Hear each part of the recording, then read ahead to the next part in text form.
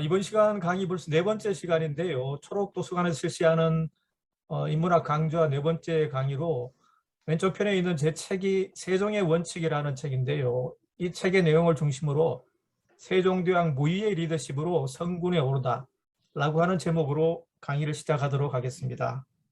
여러분들은 세종대왕 하면은 주로 어떤 생각이 드시나요?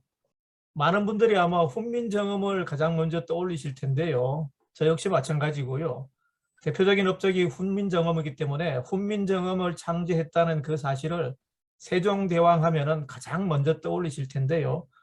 그 밖에 추구기와 같은 과학기술품을 발명했다는 그런 업적도 유명하기 때문에 이걸 또 기억하시는 분들도 계실 거고요. 그 다음에 가운데 그림이 있는 온천이 간이 같은 천문 관측기구와 같은 과학기술품도 발명했죠. 그래서 그런 기억을 하시는 분들도 계실 테고, 사군육진을 개척했다는 그런 외교적인 성과도 탁월했죠, 세종대왕 시대에. 그래서 이걸 기억하시는 분들도 계실 테고, 그 다음에 향악과학과 같은 그런 자주적인 음악 체계를 정비하신 분이 또 세종대왕이기 때문에 이걸 기억하시는 분들도 계실 겁니다. 우리가 세종을 기억하는 방식은 주로 이런 거죠. 세종이 남긴 그런 위대한 업적들을 위주로, 그러니까 한글 창제하고 추구기와 같은 과학기술품을 발명하고 사군육진을 개척하고 향악과학과 같은 그런 자주적인 음악 체계를 정비한 세종대왕이 남긴 이런 위대한 업적들을 중심으로 세종을 주로 많이 기억하죠. 저 역시 마찬가지고요. 하지만 조선왕조실록의 세종편을 보면은 대단히 방대한 자료로 되어 있는데요. 이 세종실록을 직접 읽어보고 난 이후에는 제가 세종에 대한 생각이 많이 바뀌었습니다. 그건 뭐냐 하면은 세종대왕이 남긴 이런 많은 위대한 업적보다는 이러한 업적을 남기기까지 국가 경영에서 세종이 보여준 뚜렷한 원칙과 리더십이 있습니다. 이러한 원칙과 리더십이 우리가 세종을 기억하는데 더 중요한 사실이라고 하는 게 제 생각입니다. 그래서 이런 내용을 중심으로, 이런 메시지를 중심으로 쓴 책이 제가 세종의 원칙이라고 하는 책인데요. 이번 시간 강의도 이런 세종의 원칙과 리더십, 국가 경영에서 보여준 이런 메시지를 중심으로 여러분들과 강의를 하도록 하겠습니다. 세종에게 가장 중요한 원칙은 백성이 곧 하늘이라고 하는 철저한 애민정신이었습니다. 왼쪽 편에 있는 훈민정음 서문이 나오는데요. 다들 보셨을 텐데 이걸 같이 한번 잠깐 보실까요? 이 훈민정음 서문에 백성이 곧 하늘이라고 하는 세종대왕의 철저한 애민정신, 국가를 겨냥하면서 세종이 견지했던 가장 중요한 원칙, 첫 번째 원칙이 여기에 담겨 있는데요. 나란 말씀이 딩기게 달아 문자와로 서로 삼았디 아니할세 이런 전차로 여린 백성이 니르고자 홀빼이셔도 마참내 제 뜻을 실업하지 못할 놈이 아니라 내 일을 위하여 어여삐 여겨 새로 28자를 맹건다. 이렇게 이제 세종대왕, 세종어제 훈민정음이 이렇게 되어 있죠. 세종이 훈민정음을 만든 것도 백성들에 대한 철저한 애민정신이 그 기본에 깔려 있습니다. 세종은 그 자신이 사대부 출신이지만은 그래서 한자 권력, 한자라고 하는 문자를 독점하고 있는, 문자 권력을 독점하고 있는 양반 사대부 계급 출신이지만은 왕에 즉위하고 난 이후에 백성들이 문자를 모르기 때문에 보는 피해가 많다는 사실을 알고 대단히 안타까워했습니다.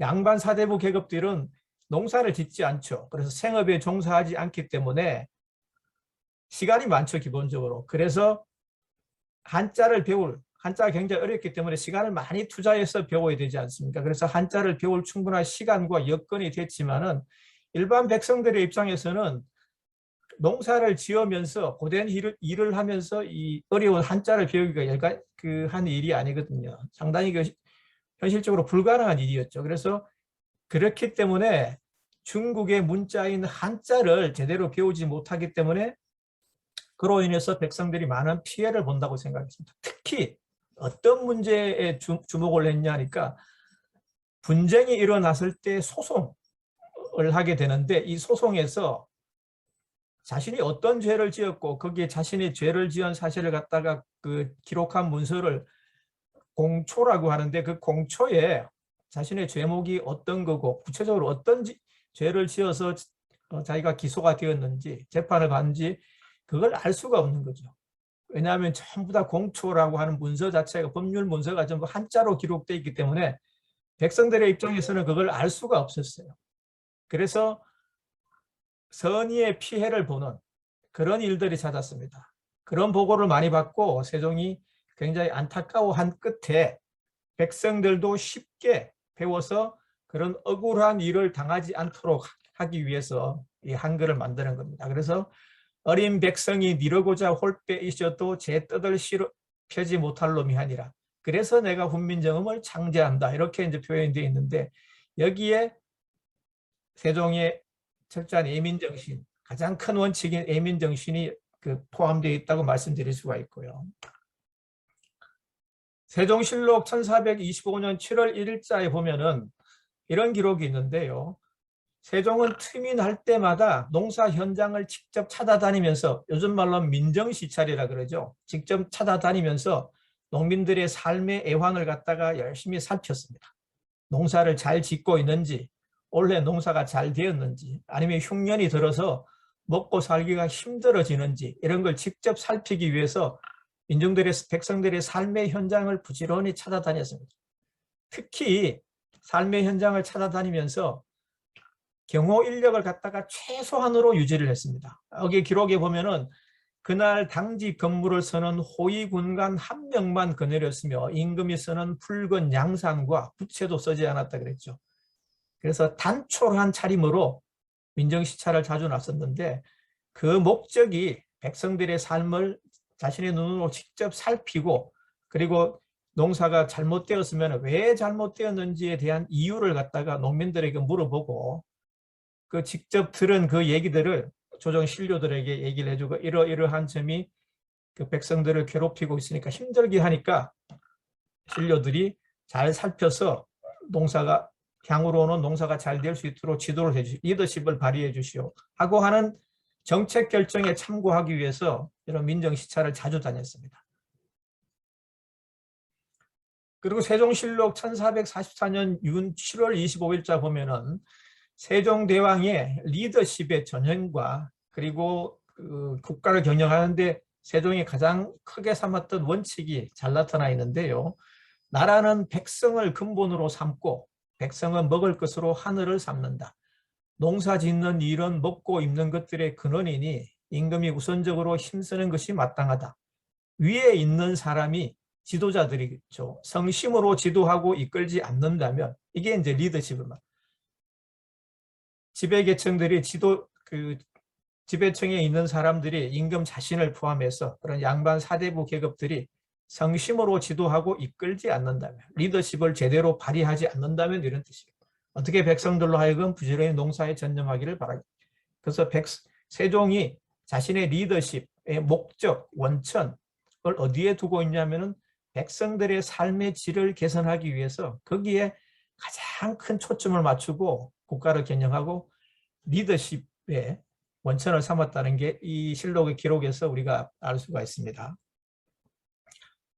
그러면 세종대왕이 생각하는 리더십은 어떠한 형태여야 하는가? 리더십에는 뭐 여러 가지가 있을 수 있겠죠. 뭐 권위주의적 리더십, 요즘 말로 하면은 일단 민주적인 리더십, 뭐 이런 요즘 뭐 사회학적인 입장에서 보면 그런 그 리더십을 그런 유형으로 분류를 할 수가 있는데 과거에도 비슷한 형태의 그런 논쟁이 있었습니다.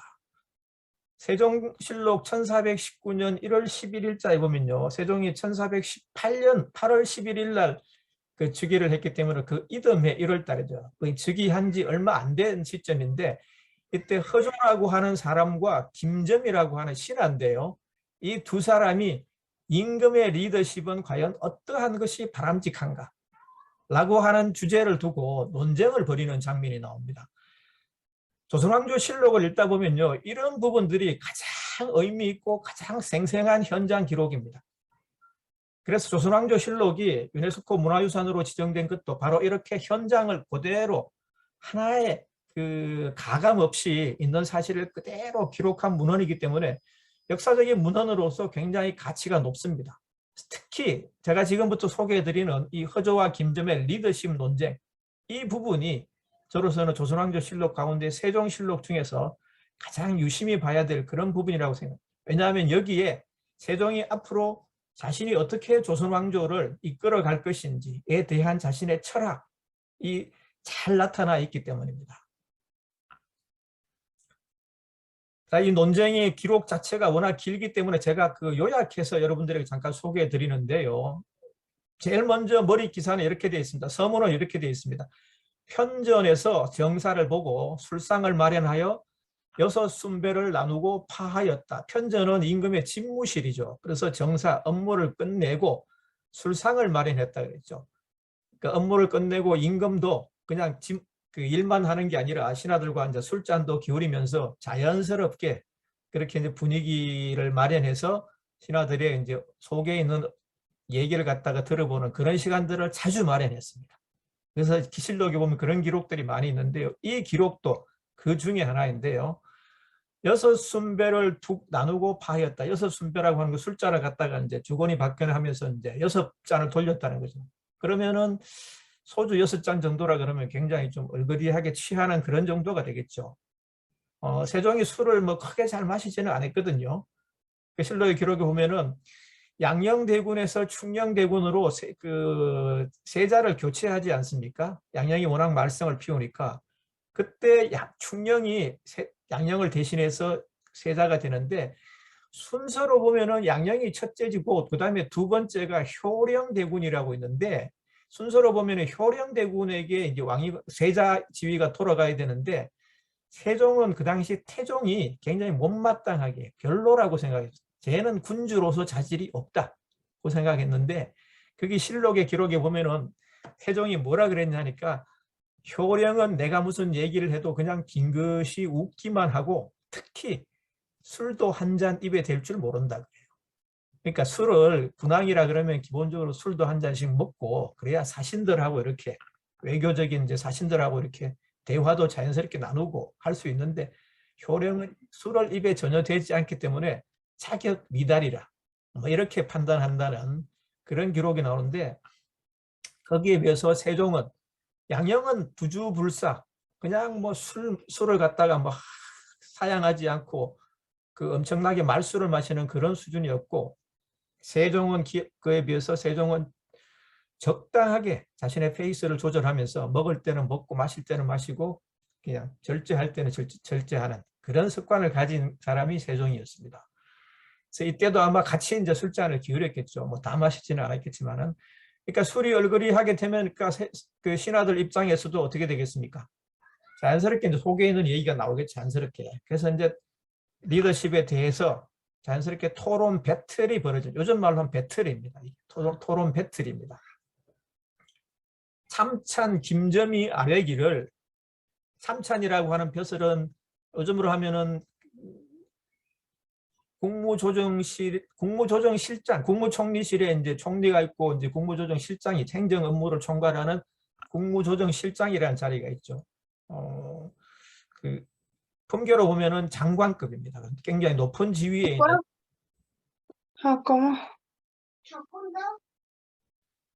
여기서 참찬 김점이 아래기를 신원 중국의 황제가 친히 죄수를 끌어내어 자상히 신문하는 것을 보았습니다. 전하께서도 본받기를 바랍니다. 이렇게 얘기를 합니다.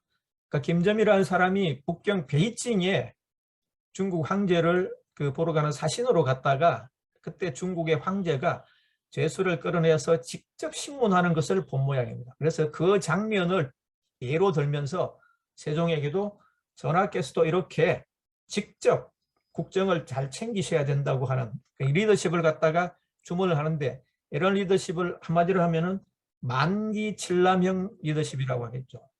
군주가 디테일한 국정 운영에 대해서도 세세하게 챙기는 그런 스타일의 리더십을 주문했습니다.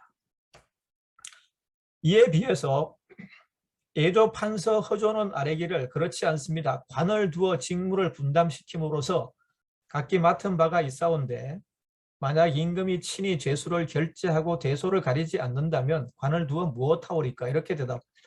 그러니까 허조는 세종이 시시콜콜한 디테일한 국사까지 챙기면은 기본적으로 공무원들을 둘 필요가 없다는 그런 입장이었죠. 그러니까 굵직굵직한 원칙과 방향만 챙기고 설정을 하고 군주가 나머지 실무들은 신하들에게 위임을 시켜서 그렇게 리더십을 발휘하는 게 바람직한 군주의 리더십이다. 김점이라는 사람하고 정반대되는 그런 입장이었죠. 이렇게 주장을 합니다. 그러다 김점이 다시 얘기를 합니다. 정사는 전하께서 친히 통찰하는 것이 마땅하옵니다. 신하에게 맡기는 것은 부당함. 여전히 그런 주장을 하죠. 임금이 직접 디테일한 부분까지 챙기는 것이 마땅하다고 주장을 합니다. 그러자 허조가 다시 얘기를 합니다. 인재를 얻었으면 편안해야 되고 맡겼으면 의심하지 말아야 됩니다. 전하께서 대신을 선택하여 육조의 장으로 삼으신 이상 책임을 지어 성취토록 하는 것이 마땅하며 몸소 자잘한 일에 관여하여 신하의 일까지 하시려 해서는 안 됩니다. 그러니까 허조는 신하들을 믿고 실무를 믿고 맡기는 것이 군주가 취해야 될 바람직한 리더십의 전형이라고 하는 게 허조의 주장이었죠. 그런데 이런 두 사람이 주장에 대해서 세종이 어떤 입장을 취했느냐고 하는 부분이 뒷부분에 나오는데요. 이거는 직접 그 당시에 그 장면을 기록한 사관, 역사의 현장을 기록하는 사관, 사람을 사관이라 그러죠. 그 공무원을. 그 사관이 자신의 논평을 씁니다. 실록을 읽다 보면 이러한 기사들이 쭉 있고 마지막에 사관이 자신의 입장을 코멘트를 답니다. 그런 부분들이 주로 많이 나오는데 이 부분도 이 구절도 그 중에 하나입니다. 김점은 발언할 적마다 지리하고 번거로우며 노기만 얼굴에 나타나고 허조는 서서히 반박하되 낯빛이 화평하고 말이 간략하니 임금은 허조를 옳게 여기고 김점을 그러게 여겼다고 하는 구절인데 사관의 이러한 논평으로 미루어 볼 때 세종대왕은 김점이 말한 만기칠남형 리더십보다는 허조가 말한 위임형 리더십, 무위의 리더십에 더 초점을 두는, 그 방점을 찍는 그게 더 바람직한 리더십이다. 임금이 취해야 되고 하는 게 세종의 생각이라는 게 이 기록을 통해서 우리가 알 수 있죠. 신하를 뽑았으면은 썼으면은 의심하지 말아야 된다고 하는 허조가 말한 부분이 핵심적인 구절인데요. 이 리더십 그 논쟁에서 영신보감 성신편에 보면 이런 구절이 나오는데요. 의인무룡 용인무리.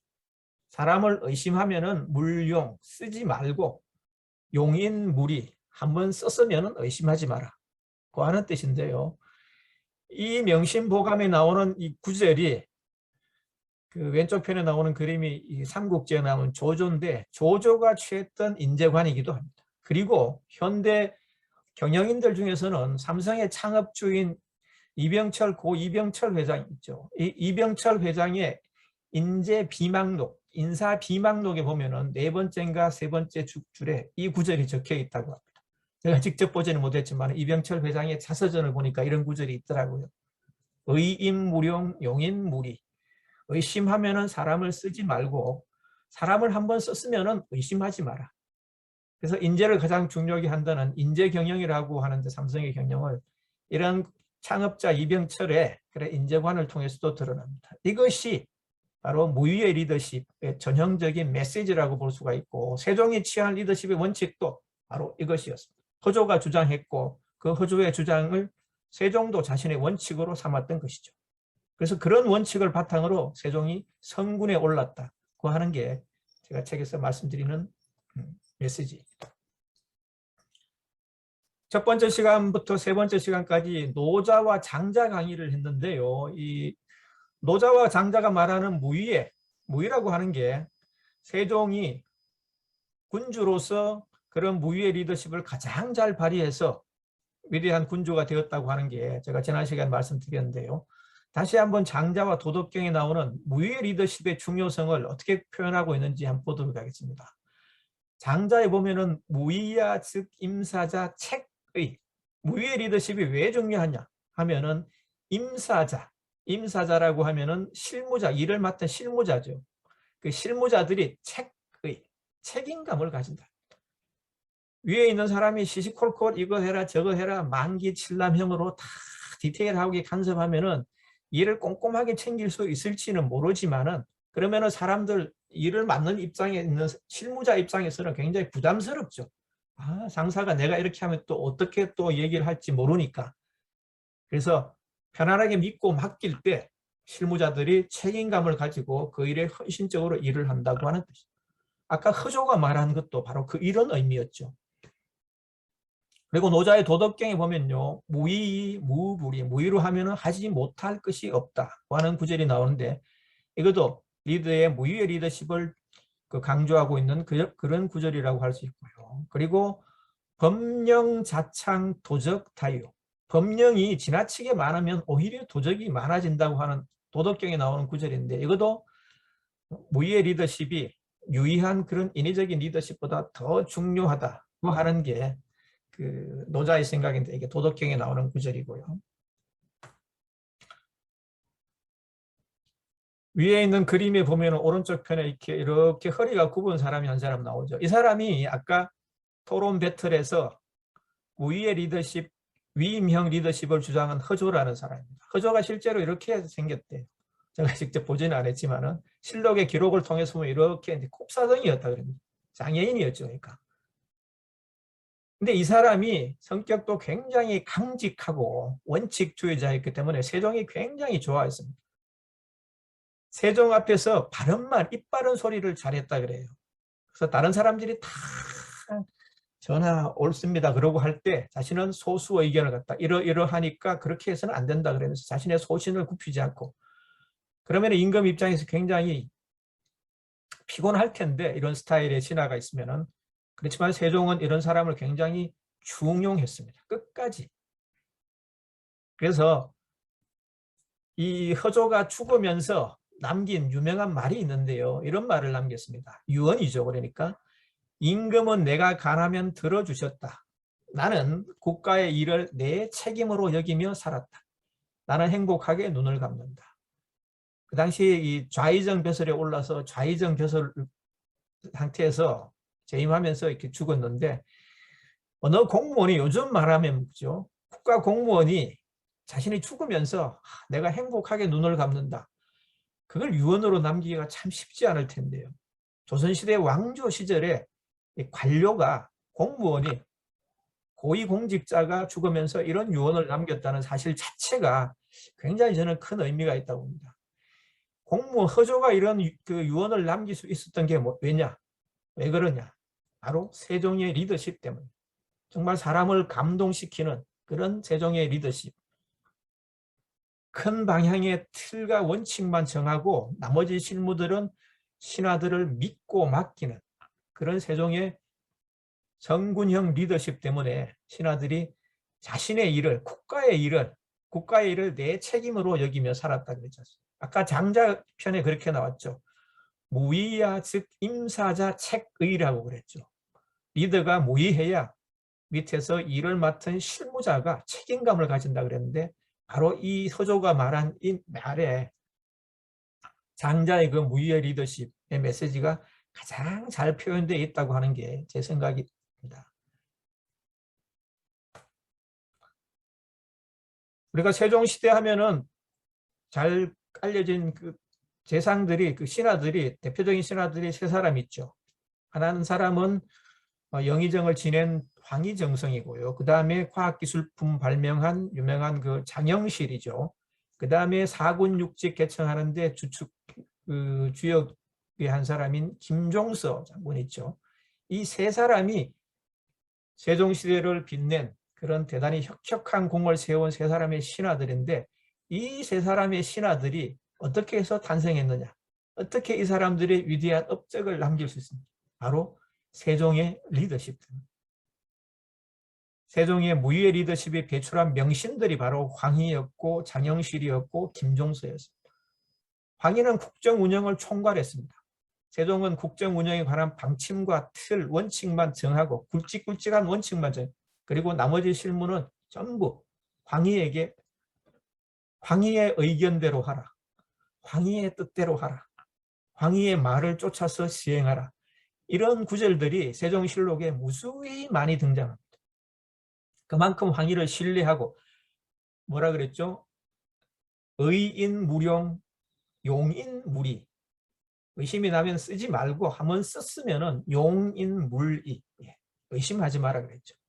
한번 썼으면은 의심하지 않아요. 18년 동안 영의정을 했어요. 황희는. 그만큼 한번 믿고 맡긴 사람은 신뢰를 끝까지 했다. 장영실도 그렇죠. 장영실도 이 과학기술품을 갖다가 발견하는 일종의 이제 요즘 말로 하면은 태스크포스 팀의 팀장 역할을 했는데 여러 가지 발명을 했죠. 이 사람도 그렇게 할 수도 있었던 게 세종이 틀은 정해줬습니다. 세종도 과학기술에 대해서 굉장히 해박한 지식을 가지고 있었거든요. 그래서 추구기 발명할 때나 온천이, 간이, 앙부일구 이런 기계들을 발명할 때 이렇게 불러서 원칙을 정해줍니다. 이러한 목적과 테두리 내에서 네가 알아서 손재주를 발휘해서 이 기기를 완성시켜야 해. 그러니까 사람이 탁월한 재주를 가지고 있어 임금의 세종의 뜻을 잘 캐치하고 그 방향대로 쫓아서 기술품들을 갖다가 과학기술품을 발명해냈죠. 김종서도 마찬가지. 김종서가 사군 육진을 개척하러 그 변방지대에 가서 12년 동안 근무를 했었는데 이때 오랑캐들하고 이렇게 자주 접촉을 하다 보면 어떻게 되겠습니까? 원칙에 벗어나는 일들을 갖다 안 할 수가 없겠죠. 오랑캐들을 갖다 힘으로만 누를 수는 없지 않습니까? 그래서 국경에 안보를 지키는 그런 팀장, 수장으로서 김종서가 본의 아니게 원칙을 갖다가 훼손하는 그런 일도 분명히 있었습니다. 그렇지만 세종은 믿고 맡겼기 때문에 그 부분에 대해서 오케이, no problem. 당신이 알아서 하시오. 김종서를 전폭적으로 믿고 맡겨. 세종실록에 보면요, 여러 가지 구절, 재밌는 구절들이 많이 등장하는데 이런 구절도 빈번하게 등장합니다. 나머지는 그대들이 알아서 전장하시오. 하라. 전장이 뭐냐 하면 전적으로 책임을 지고 네가 알아서 처리하라 이 말이에요. 위에 있는 상사가 이렇게 딱 그 메시지를 주면 얼마나 밑에 있는 사람이 편하겠습니까? 저 사람이 과장님이, 부장님이, 사장님이 나를 무한히 신뢰하는구나. 그러면 어떻게 되겠어요? 회사를 위해서, 조직을 위해서 오히려 충성심이 생겨요. 허조처럼 말이죠. 허조가 그래서 죽으면서 임금은 내가 간하면 들어주셨고 그래서 나는 국가의 일을 내 책임으로 여기며 살았다. 나는 행복하게 눈을 감는다. 그런 얘기를 할 수 있는 거죠. 이런 세종, 이런 위대한 업적을 남긴 세종, 위대한 리더십을 발휘해서 성군에 오른 이 세종이 어떤 사람이었는지 앞으로 몇 가지 원칙, 소제목을 달아서 제가 쭉 살펴보도록 하겠는데요. 원래 세종은 왕이 될 팔자가 아니었죠. 왜냐하면 셋째였지 않습니까? 태종에게 아들이 4명 있었는데요. 위에 양령이 있어, 양령이 세자였죠. 그렇죠? 처음에 세자였고, 그 다음에 위에 효령이 있었고, 이게 그 충녕대군이 셋째였는데, 셋째이기 때문에 조선왕조 왕조 국가이기 때문에 장자 승계 원칙이 명확했습니다. 태종은 5째 아들, 태조 이성계의 5째 아들로 태어났죠. 그런데 자신이 임금이 됐지 않습니까? 그래서 뭐 왕자의 난을 갖다가 이렇게 칼부림을 해서 이렇게 일종의 이제 그 피비린내 나는 그런 골육 상쟁을 통해서 자신이 임금이 됐기 때문에 자기 후대 아들들만큼은 그렇게 되지 않기를 바랐습니다. 그래서 장자승계 원칙이 잘 전해지기를 바라는 마음이 간절했습니다. 태종이. 그래서 양령이 웬만하게 말썽을 피웠어도 온갖 그 난잡한 짓을 다 해두고 말썽을 피워도 세자 자리에 그대로 이렇게 뒀습니다. 그냥 묵인하고 지나갔죠. 근데 어느 날 을이라고 하는 그 기생을 갖다가 여자를 궁굴로 들여가지고 애를 놓고 이렇게 한다가 태종한테 걸렸는데 태종이 애를 갖다가 그렇게 쫓아내고 뭐 그렇게 하다가도 측은지심이 들어가지고 그걸 묵인해 주려고 그랬는데 양령이 아버지한테 이렇게 뭐라고 편지를 쓰냐 하니까 아버지는 첩들을 6명, 7명 그렇게 거느리면서 나는 왜 을이라고 하는 첩을 못 거느리게 하느냐. 편지를 썼습니다. 태종이 아무리 그런 적자성계 원칙을 갖다가 강하게 견지를 하고 있어도 그것만큼은 용납할 수 없죠. 그건 뭡니까? 항명이죠. 항명. 아무리 오냐 하고 이렇게 내비뒀지만은 그 편지를 받은 순간 바로 꼭지가 막 돌아보기 시작해서 속된 말로 하면. 그래서 그 순간 양령을 교체하기로 마음을 먹습니다. 그래서 이 그 여러 가지 그 절차들을 거쳐가지고 임금이 됐는데 2달 만에 태종이 전격적으로 왕위를 양위해버려요. 왜냐하면 세종의 인품을 알고 세종이 그만큼 얘는 바로 임금을 시켜도 될 만큼 그렇게 뛰어난 자질을 가지고 있다고 하는 걸 태종이 잘 알고 있었거든. 왜? 그게 뭐냐? 그 힘이 뭐냐? 독서예요. 공부. 조선시대에 수많은 임금이 있었고 수천 명, 수만 명의 뛰어난 지식인들, 선비들이 있었지만 그중에서 넘버원 공부의 신, 공신을 꼽으려 하면은 세종입니다. 조선왕조실록에 보면요, 세종이 왜 넘버원 탑 클래스의 이 공부의 신이냐고 하는 걸 알 수 있는 짐작케 하는 대목들이 여러 군데 나오는데요. 세종이 이렇게 성군이 될 수 있었던 그 배경에는 여러 가지 이유가 있었지만은 그 중에서 우리가 빼놓을 수 없는 것 중에 하나가 아버지 태종이 물려준 유산입니다. 1392년 조선이라는 국가가 그 태조 이성계가 역성혁명을 통해서 이제 건립했지 않습니까? 이때 조선이라고 하는 신생국가의 이념적인 틀, 그러니까 앞으로 조선이라고 하는 신생국가를 갖다가 어떻게 끌고 나가야 되는가. 특히 중요한 게 요즘 말로 하면 헌법이죠. 권력 구조를 어떻게 해야 되고 정부의 형태는 어떻게 해야 되는지 이런 것들을 쭉 이제 정하는 국가의 이념적인 틀을 설계한 사람이 누구냐면 정도전이었죠. 정도전이 이상적으로 생각한 것은 군신공치입니다. 말 그대로 임금과 신하가 공동으로 통치하는 그런 군신공치 시스템을 가장 이상적인 제도로. 왜냐하면 고려 말기에 그 임금들을 보면서 너무 실망을 했거든요. 얘네들이 생물학적으로 왕가의 피를 타고 나서 임금이 됐지만 너무 자질이 형편없다고. 하나같이 임금들이 쉽게 말 속된 말로 하면 전부 그냥 개차반이었던. 그래서 임금이 똑똑하고 잘 다스리면 괜찮은데 혹시 그렇지 않으면 오너 리스크, 생물학적으로 피를 잘 타고 나서 임금이 올랐는데 국가의 운영을 잘못하면 오너 리스크를 겪기 때문에 그 피해가 어디로 가느냐? 고스란히 백성들에게 간다고 생각. 그게 말이 일리가 있죠. 정도전은 그렇게 생각하기 때문에 군신공치를 가장 이상적으로 생각. 군신공치는 오늘날로 말하면 내각제라고 할 수 있습니다. 똑같은 건 아니지만 비슷한 시스템입니다. 그런데 정도전에 속마하면 어떤 게 도사리고 있었냐면은 군신공치라고 하지만은 임금의 명목상의 통치자에 불과하고 실력을 갖춘 테크노크라트들, 자신 같은 선비들이요.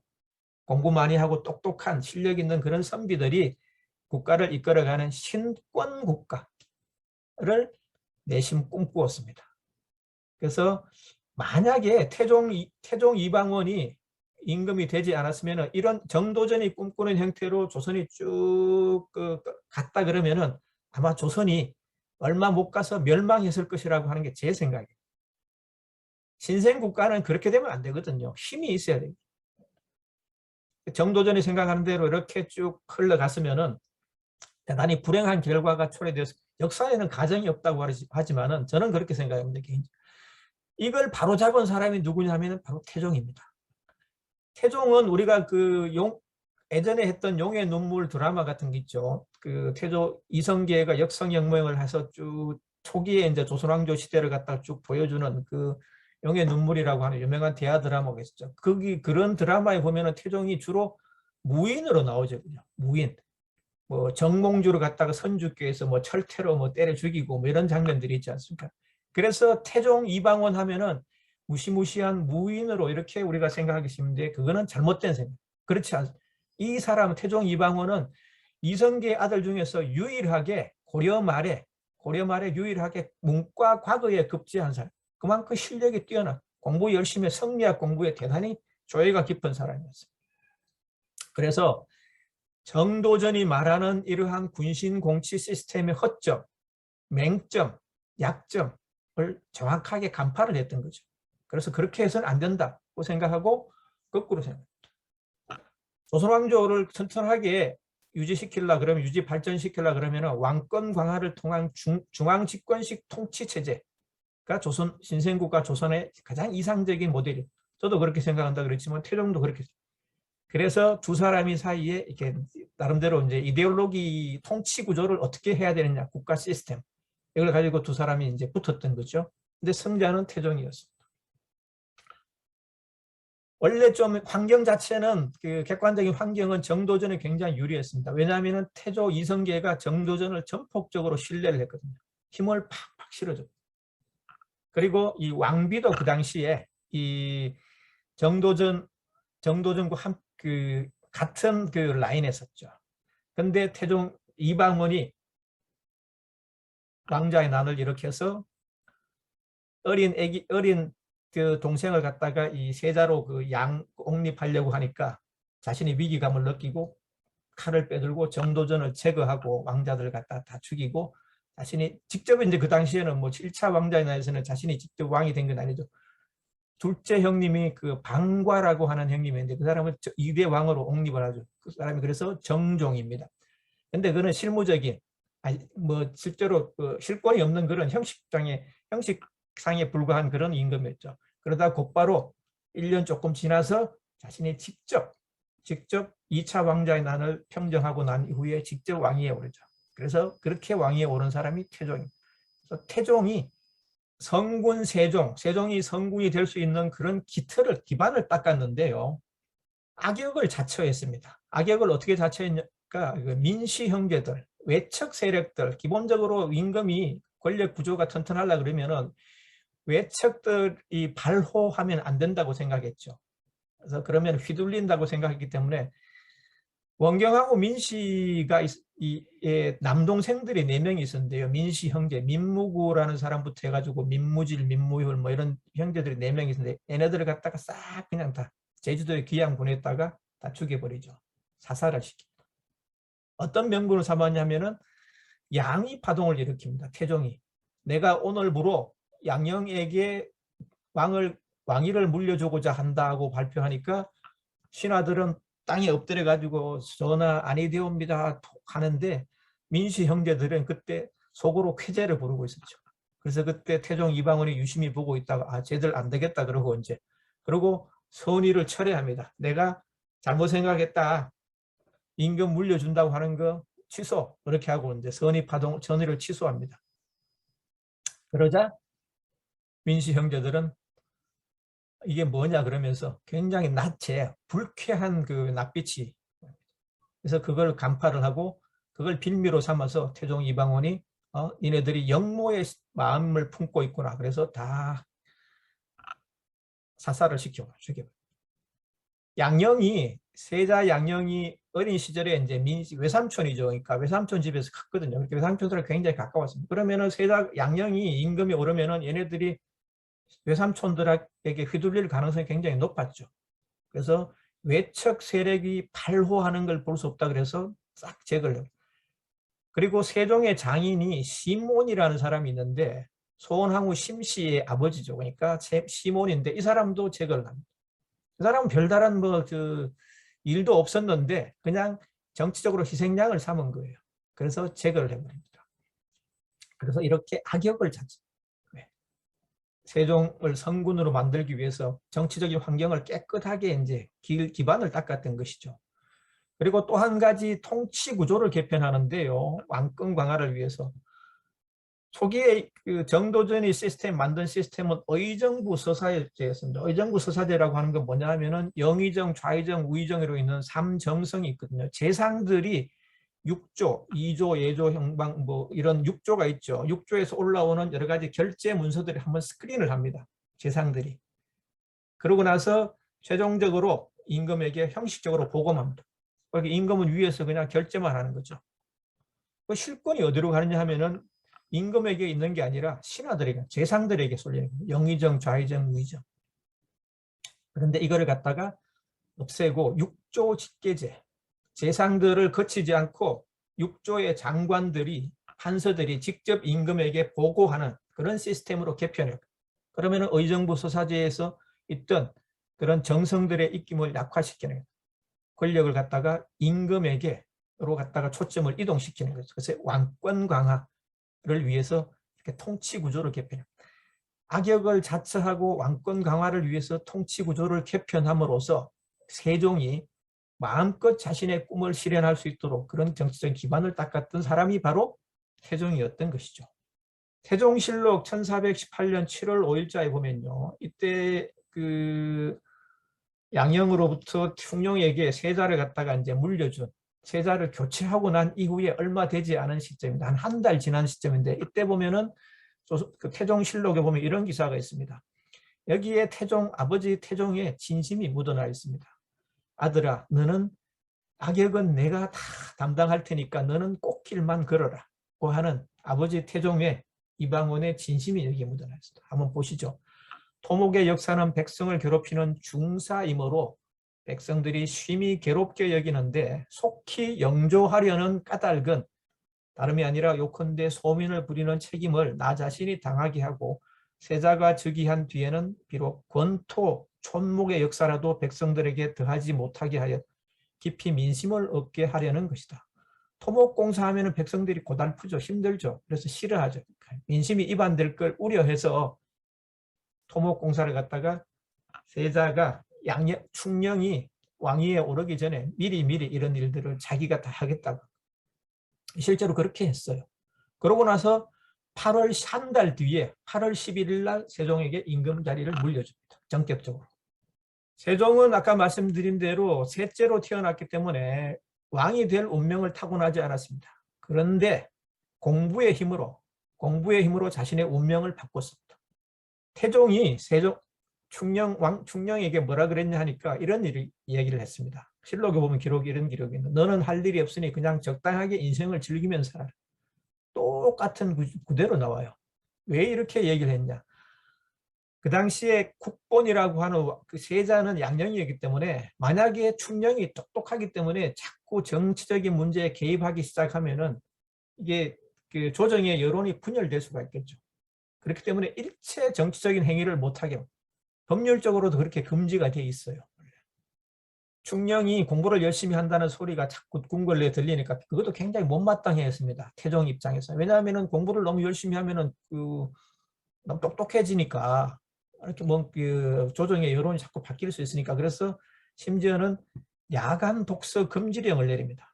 야간에는 책을 읽지 말아야 촛불을 갖다 일찍이 꺼버리라 그래서 그것도 안 통하니까 충령이 읽고 있던 모든 책을 다 회수를 해오게 합니다. 신하들이 보내서. 근데 마침 그 뒤에 병풍 뒤에 숨겨져 있는 책이 한 권 있었는데 구소수관이라는 책인데, 송나라 시대 때 구양수와 소동파라고 하는 문인이 있죠. 이 두 사람이 주고받은 편지글을 모아놓은 책이 바로 구소수관이라고 하는 책인데요.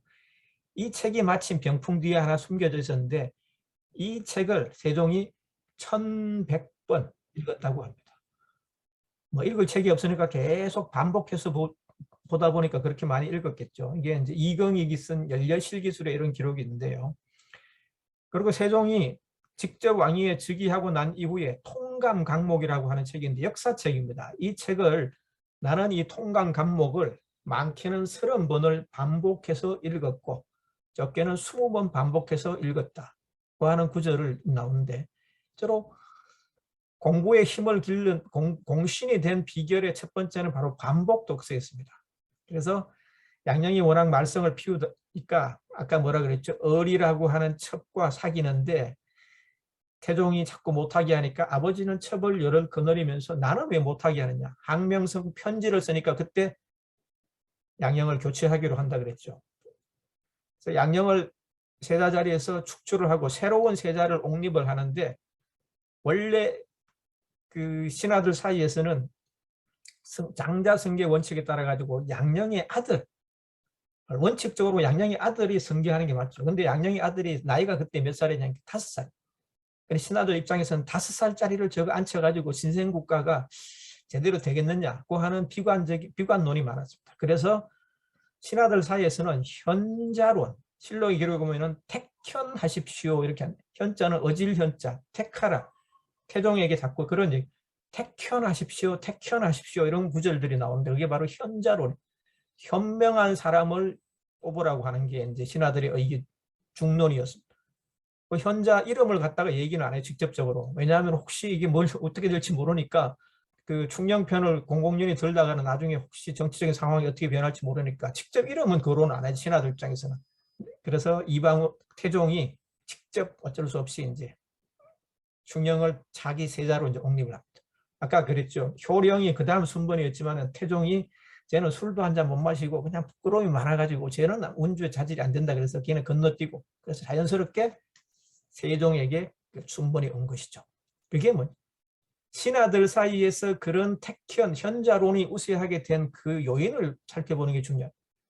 세종의 학문적인 실력이 워낙 뛰어났기 때문에 세종은 모르는 게 없을 정도로 굉장히 뛰어난 학문적인 소양을 가지고, 그래서 그 당시에 변결량이라고 하는 그런 신하들부터 해서 대단히 학식이 높은 신하들도 충녕의 학문적인 수준 높이 평가를 했어요. 저 사람 정도면은 우리 조선을 갖다가 이끌어 가기에 부족함이 없다. 그래서 마음을 많이 줬죠.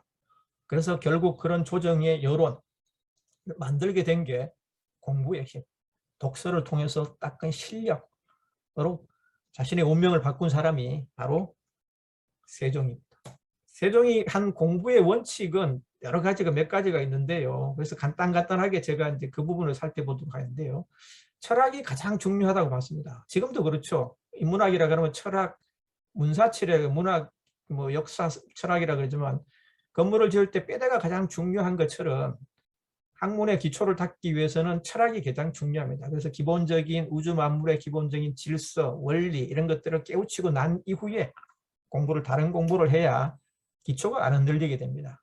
조선시대 철학이라 그러면 성리학이었죠. 그래서 성리학이 가장 중요하다고 봤고, 그 다음에 그것만 가지고는 안 된다고 세종은 생각했는데요. 신하들 입장에서는 역사를 굉장히 경시했습니다. 역사는 옛날 이야기에 불과하다고 한 게 신하들의 생각입니다. 세종은 다르게 생각합니다. 역사를 통해서 실전 감각을 익혀야 군주가 국가를 제대로 통치할 수 있다고 본 것이죠. 그래서 세종실록에 보면은 신하들이 역사를 경시하는 경향을 보이자 이렇게 얘기합니다. 무릇 정치를 하려면 전대칠한의 자치를 보아야 하고 그 자치를 보려면 오직 사적, 역사책이죠. 사적을 상고해야 한다. 세종이 직접 이런 얘기. 그래서 경연이라고 하는 신하들과 임금이 직접 만나서 하는 독서 토론회 같은 걸 경연이라고 그러는데요. 경연의 교재로 어떤 걸 선택했냐 하니까 대학 연의와 자치 통감 과목을 선택을 했는데, 대학 연의는 노노명자 중용대학이 사서라 그러죠. 성리학의 기본 교과서, 그죠? 교재. 그 대학을 철학책인데 그 철학책인 대학을 진덕수라고 하는 그 사람이 학자가 역사적인 사례를 갖다가 풍부하게 덧붙여서 이렇게 재해석한 책이 대학 연의인데, 이 연의는 사실상 반은 철학책이고 반은 역사책입니다. 그래서 이게 굉장히 중요하다고 생각하고 세종이 직접 경연의 첫 번째 텍스트로 이걸 선택을 했습니다. 그리고 두 번째 텍스트는 자치통감 강목. 이거는 사마광이 쓴 자치통감이라고 하는 수백 권의 책이 있는데 이 책을 갖다가 좀 요약한 책입니다. 그래서 이 책도 역사책인데 이 역사책을 경연의 교재로 선택을 했던 것입니다. 이것만 보더라도 세종이 성리학과 더불어서 역사를 굉장히 중요하게 생각했다는 사실을 알 수 있습니다. 자치통감에서 사마광이 어떤 얘기를 하느냐 하니까요. 군주의 4대 덕목을 꼽는데 첫 번째가 리더십이고 두 번째가 용인술, 세 번째가 무의, 네 번째가 겸손이라고 하는데, 여기에도 사마광은 군주의 덕목으로서 무의라고 하는 걸 굉장히 강조하고 있습니다. 그래서 이 신하들에게 일을 갖다가 한번 맡기면 믿고 신뢰하고 그렇게 신하들을 통해서 국가 경영을 이끌어 나가야 된다고 하는 게 사마광의 얘기고, 이런 그 자치 통감에서 군주의 4대 덕목을 배운 세종도 그대로 자신이 조선을 통치하면서 그대로 실천했다고 볼 수 있겠습니다. 그리고 중요한 게요. 세종은 궁금한 게 있으면 그냥 넘기지 않았습니다. 세종실록을 읽다 보면은 이런 구절이 많이 나오는데요. 토론하는 장면이 아까도 보셨죠. 김점과 허조가 리더십이 어떠해야 되느냐를 놓고 이제 토론하는 장면이 있었는데, 그런 정책들을 놓고 다양한 토론 장면이 많이, 그 굉장히 현실감이 확 뛰어나기 때문에 직접 우리가 눈앞에서 보는 것처럼 그렇게 이제 실록 수백 년 전에 있었던 얘기지만은 굉장히 생생한 현장을 기록하는데, 거기 보면은 세종은 주로 이런 얘기를 합니다. 경의 생각은 어떠하오? 나는 이렇게 생각하는데 경은 어떻게 생각하시오? 이 문제에 대해서 경들의 생각을 말해 보시오. 소크라테스는 이렇게 얘기했죠. 인간이 지닌 최고의 탁월함은 자기 자신과 타인에게 질문하는 능력이다. 그리고 논어에도 보면요. 절문 근사. 학문의 시작은 뭐냐? 절실하게 묻고 깊이 생각함으로써 학문이 시작된다. 하는 구절이 나오는데요. 아이작 라비라고 하는 1944년 노벨 물리학상을 받은 사람인데 이 사람이 기자들이 노벨 물리학상을 받은 원동력이 뭐냐고 물으니까 이렇게 대답했습니다. 그거는 내 어머니의 영향을 많이 받았기 때문이다. 그래서 아이작 라비의 어머니는 아이작 라비가 학교에서 돌아오면 이렇게 얘기했다. 얘야 오늘 학교에서 무슨 질문을 했니? 이렇게 질문했다. 보통 어머니들은 그렇게 얘기를 안 하죠. 오늘 학교에서 뭐 배웠어? 이렇게 얘기를 하는데 아이작 라비 어머니는 오늘은 학교에서 무슨 질문을 했니? 그래서 이런 질문의 중요성을 가지고 아이작 라비가 그런 질문하는 능력을 키워서 결국 그게 노벨 물리학상을 수상하는 원동력이 되었다고 하는 에피소드가 있는데요. 세종도 그런 좋은 질문자였습니다. 그렇게 해서 질문하는 힘으로 국정을 상당히 잘 이끌었던 것이죠. 그리고 세종실록 1440년 1월 30일 기사를 보면요. 제주도에 용이 5마리 나타납니다. 용은 근데 실제로 없죠. 그러니까 실제로 없는 그 동물인데 이게 나타나니까 민심이 굉장히 동요합니다. 사람들이 이런 일이 일어나면은 임금을 탓하게 되죠. 임금의 덕이 없어서 이게 나라가 망할 징조다 그러고 쑥덕쑥덕 거리게 되거든요. 그래서 세종이 안무사를 갖다가 최혜산이라고 하는 안무사를 파견하는데 민심을 다독이기 위해서 파견한 관리를 안무사라고 하는데 안무사에게 이런 주문을 합니다. 자네가 가서 이렇게 똑똑히 내가 말한 대로 그대로 보고 사람들을 만나서 인터뷰를 해서 그 내용을 보고서로 만들어서 올려라. 용이 실제로 몇 마리가 나타났고 그 용의 빛깔이 어땠는지 그게 용이 그다음 컸는지 작은지 사람들이 뭐 본 그 용이 어땠는지 그리고 용이 전체적으로 어떤 모양이었는지 그리고 용이 하늘로 올라갔다 그러는데 그때 구름이 어떻게 올라갔는지 천둥이나 번개가 있었는지 용이 처음에 어디서 물속에서 뛰쳐나와서 하늘로 올라갔는지 아니면 숲으로였는지 들판에서인지 그리고 용을 본 사람이 구체적으로 몇 사람인지 용이 사람들이 봤다고 하는 그 용과 마을과의 거리가 얼마나 떨어졌는지 이후에 한 수십 가지를 갖다 구체적으로 질문을 합니다. 그래서 이 질문을 근거로 최혜산이라고 하는 안무사가 리포트를 이렇게 전화의 질문에 따라서 제가 구체적으로 인터뷰를 해보니까 사람들이 잘못 본 것 같습니다. 이게 이제 물리적인 현상이거든요. 구름이 갑자기 이제 막 비가 오면은 쭉 용이 승천하는 듯이 이렇게 보이니까 사람들이 이제 그걸 용이라고 착각한 거죠. 세종은 그게 물리적인 현상이라고 하는 걸 미리 간파를 하고 있었기 때문에 이렇게 이제 구체적으로 이제 질문을 해서 대안을 찾았던 것이죠. 이게 네 번째 공부의 원칙이었습니다. 프란시스 베이컨이 이렇게 얘기했죠. 질문으로 파고든 사람은 그 문제의 해답을 반쯤 얻은 것과 같다. 세종이 이 질문에도 그렇죠. 여기 보면 반이 아니라 거의 뭐 8, 90% 답이 다 나오는 거죠. 그리고 한양에 그 어느 날 황우가 내립니다. 황우라고 하는 거는 문자 그대로 누런 색깔을 띤 피죠, 피. 이것도 마찬가지로 그러면은 뭐 피 색깔이 그냥 누렇게 이렇게 하면은 백성들이 민심이 흉흉해지겠죠. 그래서 이때 세자가 훗날에 이제 문종, 세종의 이제 장남이 문종이었는데 이 세자가 구리로 그릇을 하나 만듭니다. 그래서 그걸 갖다가 이제 황후를 받아가지고 빗물을 조사해 봤는데 그 과학적으로 분석해 보니까 그게 송화입니다. 송화가 옆에 있는 그림 있죠. 소나무 가루죠. 그게 노란색이죠.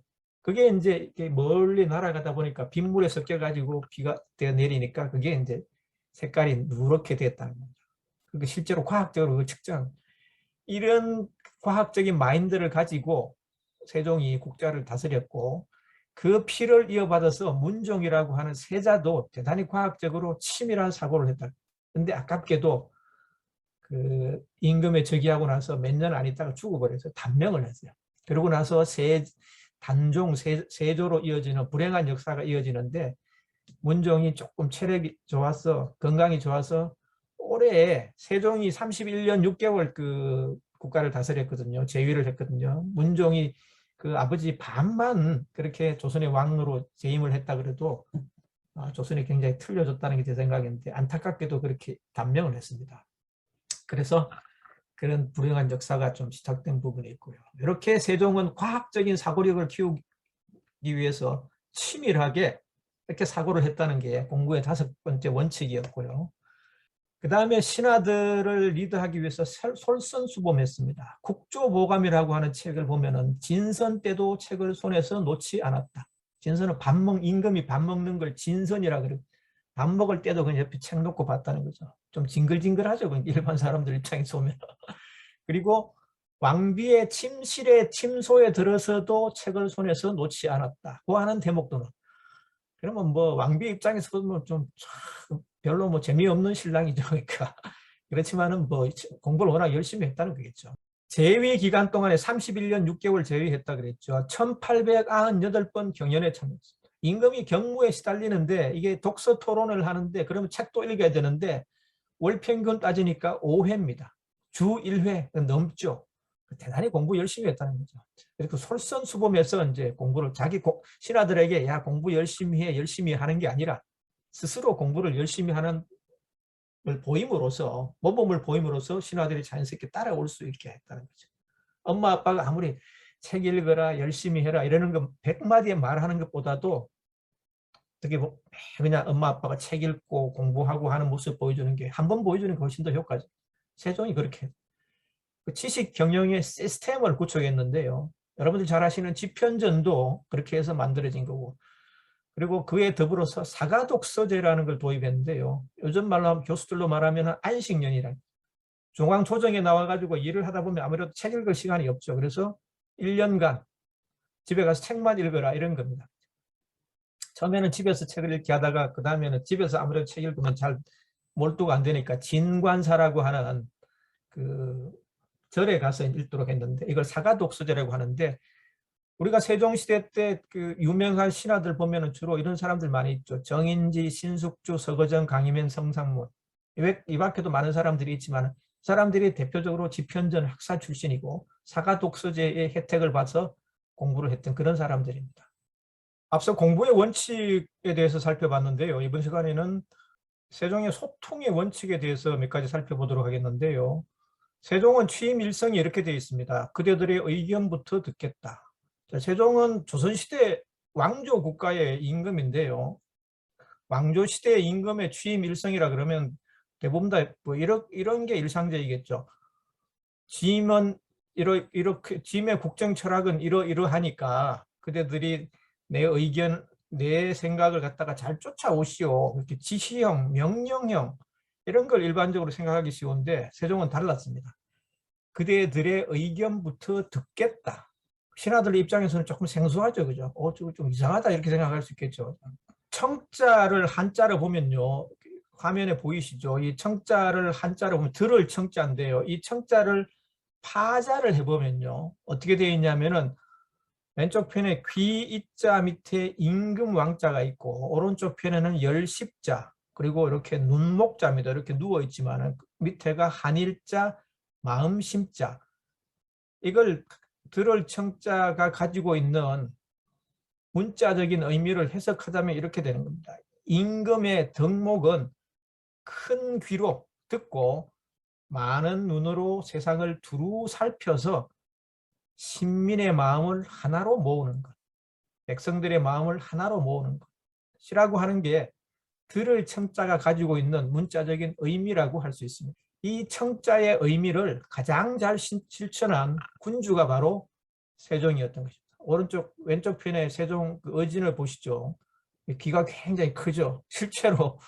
실제로 이렇게 이제 잘 듣는 그런 스타일이었습니다. 물론 말씀도 잘 하셨지만은 이렇게 처음부터 이렇게 식견이 워낙 뛰어났기 때문에 공부를 갖다가 최고의 공신이라고 그랬지 않습니까? 아는 게 많으면 말이 많은 게 원래 이제 속성인데 세종은 달랐죠. 세종과 비슷하게 대표적인 조선왕조 시대의 개혁 군주를 꼽아라 그러면은 또 한 사람 꼽는 사람이 정조를 꼽지 않습니까? 근데 이 정조의 취임 일성은 뭐였냐 하니까 나는 과인은 사도세자의 아들이다. 이렇게 얘기했죠. 그러면 신하들 입장에서 어떻습니까? 완전히 모골이 송연하죠. 그러니까 완전히 얼음이 되는 거죠. 그러니까 왜? 내 아버지 사도세자를 죽이는데 관여한 신하들 내가 잘 알고 있다. 너희들 각오해라. 이런 말이죠. 그러니까 정치적으로 굉장히 섬뜩한 그런 메시지 담겨 있는 게 정조의 취임 일성인데 세종은 달랐습니다. 세종도 그런 게 있었거든요. 뭐가 있었냐니까 장인 시몬이 태종이 그렇게 억울하게 이제 태종한테서 억울하게 정치적으로 희생됐다 그랬지 않습니까? 그러면은 거기에 관여한 신하들도 분명히 있는데 자기가 임금이 됐을 때 당연히 그 사람들을 갖다가 뭐라 그러나 좀 축출하려고 하는 복수를 하려고 하는 그런 마음이 인간으로서 그런 마음이 있겠죠. 그러면은 그 사람들 긴장하고 이럴 텐데 그대들의 의견부터 듣겠다 그러니까 신하들 입장에서 굉장히 신선하게 들렸어요. 초기에는 좀 안 믿었죠. 괜히 하는 소리다 이렇게 생각했지만 근데 시간이 흐르면서 세종의 진심을 알고부터는 신하들도 세종대왕의 리더십을 자연스럽게 받아들이고 그렇게 조정 신하들 사이에 의견 토론하는 문화가 형성됨으로써 그런 원동력을 바탕으로 세종시대가 굉장히 문화적으로 융성한 국가가 됐다고 하는 게 제 생각입니다. 거기에 소통의 원칙 첫 번째로서 경청 리더십을 발휘한 세종의 뛰어난 자질이 있었던 것입니다. 그 다음에 소통의 원칙 두 번째는요. 어떤 게 있었냐면은 고약해라고 하는 신하가 있었는데요. 이 사람이 이름도 고약하죠. 원래 고약하다고 하는 그 단어가 이 사람한테 생겨났다고 하는 말이 있는데 그 뭐 사실인지 아닌지를 알 수는 없습니다. 그런데 그런 일화가 있긴 합니다. 이 당시 표설이 형조 참판인데 요즘 말로 하면 법무부 차관이죠. 고위직이죠. 그 당시에 세종시대 때 지방관직에 대한 임기가 그 임기를 규정하는 그 제도가 있었는데 이걸 수령 6기제라 그랬습니다. 6기제라 그러면 1기, 2기, 3기, 4기를 하는데 60개월입니다. 6년이라고 보통 그 책에 보면 그렇게 기록되어 있는 문서가 많은데 책이 많은데 그건 아니고 정확하게 실록을 고정해서 보면은 6기제라고 하는 거 60개월입니다. 60개월은 만으로 5년이죠. 근데 이제 뭐 5년째라 보면 보통 6년이라고 그러죠. 그래서 수령 6기제인데 그래도 길죠. 만 5년이라도. 지방으로 내려가서 6년 동안 5년 동안 근무하다가 이렇게 중앙정부로 올라오면은 그 한양 분위기가 낯설기 때문에 굉장히 신하들은 싫어합니다. 그래서 이걸 반으로 줄이라고 하는 게 많은 신하들의 생각이에요. 그 중에서도 고약해라고 하는 신하가 특히 이 수령 6기제를 반대했습니다. 그래서 상소를 갖다가 많이 올려요.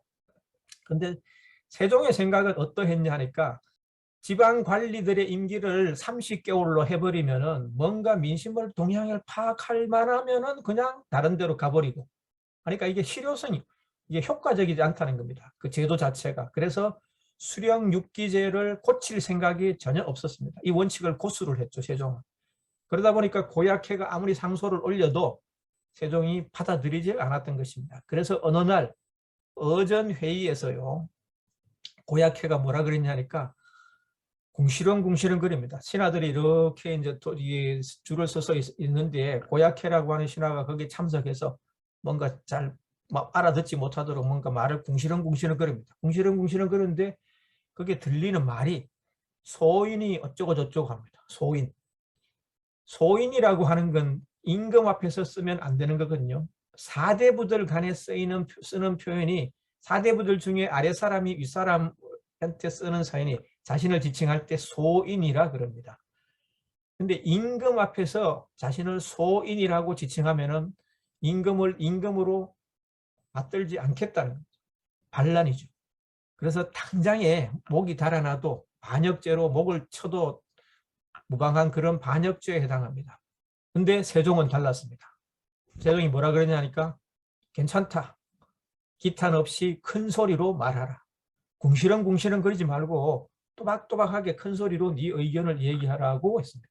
자, 임금으로서 이런 얘기를 하기가 참 쉽지 않죠. 자신을 왕으로 인정하지 않는 그런 신하를 향해서도 괜찮다, 기탄 없이 큰 소리로 말하는, 네 의견을 충분히 말하는, 언론의 자유를 갖다가 충분히 보장하는 이런 리더십을 발휘하는 게 쉽지 않은데요. 세종은 그런 리더였습니다. 그리고 아까 우리가 처음에 살펴본 허조라는 사람 있죠. 이렇게 그 허리가 꾸부정한 그 꼽사정이 있었죠. 이 허조라는 사람이 김점이라는 사람하고 토론 배틀에서 임금의 바람직한 왕의 바람직한 리더십은 위임형 리더십, 무위의 리더십이 바람직하다고 주장한 그 사람이 바로 허조지. 허조가 소수 의견의 대명사였습니다. 어떤 국가 정책을 논의할 때 다른 신하들은 전부 다 맞다 이렇게 어떤 한쪽으로 이제 의견이 수렴이 되는데 허조는 꼭 반대의 의견을 자주 냅니다. 그래서 세종실록에 보면은 허조가 홀로 반대했다고 하는 표현이 굉장히 자주 등장합니다. 다양한 정책에서 허조는 인사정책, 국방정책, 조세정책 여러 가지 정책에 대해서 허조가 홀로 반대했다고 하는 그런 구절이 많아요. 그만큼 소수 의견을 많이. 소수 의견을 내면은 임금으로서는 조금 이렇게 피곤하기도 하죠. 그렇지만은 소수 의견이 왜 중요하냐면요. 모든 사람이 옳다 그럴 때 누구 한 사람이라도 그게 옳지 않다고 반대하는 사람이 그런 목소리를 내는 사람이 있어야 사회에 호루라기 역할을 할 수 있습니다. 다수 의견에 휩쓸려가는 사회는 굉장히 불안정합니다. 위험한 사회가 되는 거죠. 허조가 그런 호루라기 역할을 한 사람입니다. 그래서 세종도 그걸 잘 알고 있었기 때문에 허조가 소수 의견을 자주 냈어도 그걸 갖다가 굉장히 잘 수용을 했습니다. 허조가 소수 의견을 낼 때마다 심기가 좀 불편해서 실록에 보면요. 허조는 고집불통이야. 허조한테 얘기한 건 아닙니다. 허조가 조정에서 나오고 난 다음에 따로 이렇게 이 비서실장을 불러가지고 이렇게 허조는 고집불통이야. 사관은 그런 까지 다 기록하거든요. 그래서 그런 기록도 이렇게 나와 있습니다. 한자로 그대로 고집불통 이렇게 되어 있습니다. 그렇게 얘기하면서도 허조 앞에서는 그렇게 얘기해요. 그래, 그대의 말에도 일리가 있다. 항상 이렇게 얘기를 했어요. 그래서 언론의 자유를 보장했죠. 소수 의견도 존중한 게 소통의 원칙이었습니다. 여진족 토벌, 강무해수, 부민고소금지법이라고 있었는데 관리들을 대상으로 백성들이 고소를 못하게, 이건 완전 악법이죠. 사실 조선시대에 여러 가지 악법이 있었지만 대표적인 악법인데 세종은 생각이 좀 달랐습니다. 고소를 금지하는 원칙으로 하되 너무 억울한 사항이 있으면은 그 사람이 그 고소는 받아들여 줘야 된다고 하는 게 절충안을 냈는데 세종이 낸 절충안에 대해서 대다수의 신하들이 찬성했지만 거기에 대해서도 허조는 반대했어요. 그렇게 되면은 원칙이 무너지고 본물처럼 그런 일들이 나타나다 보면 관리들이 소신껏 일을 못한다. 허조의 말에도 일리가 없는 건 아니죠. 근데 백성들로 하여금 고소 자체를 원천 차단하는 공무원들을 지방 관리들을 갖다 고소를 못하게 한다. 이거는 대표적인 악법이죠. 그럼에도 불구하고 그때마다 세종은 허조에게 그대의 말에도 일리가 있다. 소수 의견을 존중한 것이 소통의 원칙이었죠. 그리고 이것도 임금으로서 하기가 대단히 어려운데요. 세종시대 때 태종실록이 완성이 됐는데 이걸 이제 세종이 보고 싶어 했습니다. 근데 신하들이 반대를 했죠. 황희를 비롯한 여러 신하들이 임금이 그걸 한번 보게 되면은 후대 임금들도 전부 그걸 보게 되기 때문에 사관들이 자신의 소신껏 역사적인 사실을 기록하지 못한다고 하면서 잘못된 선례를 남기면 안 된다고 하는 주장을 하면서 반대를 했습니다. 이거는 신하들의 의견이 맞죠. 타당하죠. 객관적으로 볼 때. 임금은 그렇게 해서는 안 되는 것이죠. 그렇지만은 임금이 자신의 권위를 내세워서 그게 무슨 소리냐고 내가 꼭 봐야 되겠다고 그렇게 고집을 피우면 볼 수는 있어요. 그렇지만은 깨끗하게 신하들이 반대 의견을 수용합니다. 세종. 그래서 포기를 하죠. 그 역사적인 선례를 잘 남겼기 때문에 그 이후로도 선대에 기록된 그런 자신들의 선대 임금의 역사적인 실록, 기록물을 당대 임금들은 절대 보지 못했습니다. 보지 않았습니다. 그게 원칙이 됐죠. 그리고 사군 개척의 속도전을 내기 위해서 봄에도 이렇게 공사를 갖다가 강행을 했는데요. 이렇게 하다 보니까 백성들로부터 민원이 폭주를 했습니다. 그래서 이조 판서 권진이라는 사람이 봄에 공사를 하게 되면은 백성들이 너무 고단히 하니까 아무리 국경 수비가 중요하다 하더라도 봄에 공사하는 것은 중지하고 가을 추수가 끝난 이후에 하게 해달라고 하는 건의를 하니까 세종이 이렇게 오케이, 아차, 내가 미처 생각하지 못했다. 그러면서 이조 판서 권진의 의견을 즉각 수용합니다. 실록의 기록에 보면요, 그 당시에 이 분위기를 갖다가 세종이 자신의 의견을 갖다가 그 신하들의 의견을 수용했다고 하는 부분을 한자로 어떻게 표시를 하고 있냐니까 류자로 표시를 합니다. 이게 오류할 때 류자거든요. 어물쩍거리면서 그래 그거 그래 내가 잘못된 것 같네 이렇게 이제 내가 한번 다시 생각해보자 이렇게 어물쩍 넘기는 게 아니라 자신의 잘못을 명확하게 오케이 이거 my mistake 쿨하게 인정을 했다는 거죠. 뮤자를 썼다는 거는. 반지의 제왕이라고 하는 영화에 보면은 그런 게 나오죠. 프로도라고 하는 주인공이 절대 반지를 가지고 있죠. 근데 절대 반지를 내려놓는 순간 프로도가 자유를 얻죠. 사람은 누구나 마음속에 자신의 절대 반지를 하나씩 가지고 있죠. 세종에게도 왜 그런 절대 반지가 없었겠어요? 왕조 시대에 군왕이었기 때문에 특히 강력한 절대 반지를 가지고 있었는데 이런 절대 반지를 마음속에서 다 내려놓고 신하들과 소통한 사람이 바로 세종이었습니다. 영의정을 18년 동안 지낸 황이라고 하는 정성, 우리가 그 청백리라고 잘 기억하고 있죠. 이 황희정성도 임금 세종대왕의 리더십과 똑 닮았습니다. 경청의 리더십과 무위의 리더십을 그대로 발휘한 인물이 황희정성이었는데요. 이렇게 자신과 코드가 잘 맞았기 때문에 아마 영의정을 18년 동안 황희에게 맡겼는지도 모릅니다. 그래서 황희는 뛰어난 탁월한 식견으로 국정을 총괄하면서 조선 왕조를 튼튼하게 떠받쳤고 세종은 이런 황희를 끝까지 신뢰를 했습니다. 제사에 관한 일화와 누렁소, 검정소에 관한 일화 이런 뭐 동화책에서도 그 애들 보는 동화책에서도 많이 나오죠. 어느 날 이웃에서 있는 농부 한 사람이 황희를 찾아와서 이렇게 얘기해요. 대감마님, 우리가 오늘 제사날인데 마침 오늘 소가 새끼를 낳는데 그래도 소가 새끼를 낳는데 제사를 생략해도 되겠죠? 그렇게 묻습니다. 그때 황희가 이렇게 그러게나 제사 지내지 말게. 그러다 또 다른 농부가 들어와서 이렇게 얘기합니다. 대감마님, 오늘 저희 집 제삿날인데 저희가 키우는 개 한 마리가 있는데 마침 오늘 새끼를 낳습니다. 개가 새끼를 낳았지만 그래도 제사는 모셔야 되겠죠? 그 얘기를 합니다. 그랬더니 황희가 뭐라고 했냐니까 그래 제사를 모시게. 옆에 있던 부인이 이렇게 아니 앞에 사람은 제사를 지내지 말라 그러고 뒤에 사람은 새끼를 낳았는데 제사를 지내라 그러고 이게 앞뒤가 맞지 않는 얘기지 않습니까? 이렇게 이야기하니까 황희가 이렇게 그렇지 않소. 앞에 농부는 어차피 자기가 제사를 지내기 싫어서 그런 얘기를 했고 뒤에 온 농부는 이런 일이 있어도 저런 일이 있어도 반드시 제사를 지내고 싶은 게 자신의 마음이었기 때문에 내가 그렇게 답변을 해준 것이요. 이런 얘기를 했다고 하는 일화가 있는데 이게 황희의 경청의 리더십, 무위의 리더십을 잘 표현해주는 그런 특히 황희는 조정 신료들과 여러 가지 토론을 하면서 정책을 다루면서 다른 신하들을 비방하거나 공격하는 말로 이렇게 공격하는 비수 같은 말을 절대로 쓰지 않았어요. 왜 그랬냐 하니까 이런 걸 일깨워준 황희에게 읽어준 일화가 있죠. 지나가다가 이렇게 농부가 들판에서 농사를 짓고 있는데 노랑소하고 검정소가 있었는데요. 그래서 황희가 물어보죠. 여보게 저 누렁소와 검정소 가운데 누가 더 일을 열심히 잘하는가 이렇게 하니까 농부가 귓속말로 황희에게 사실은 누구가 어떤 소가 더 일을 잘합니다요 대감마님 이렇게 얘기해요. 황희가 아니 근데 왜 귓속말로 얘기하는가 그렇게 묻습니다.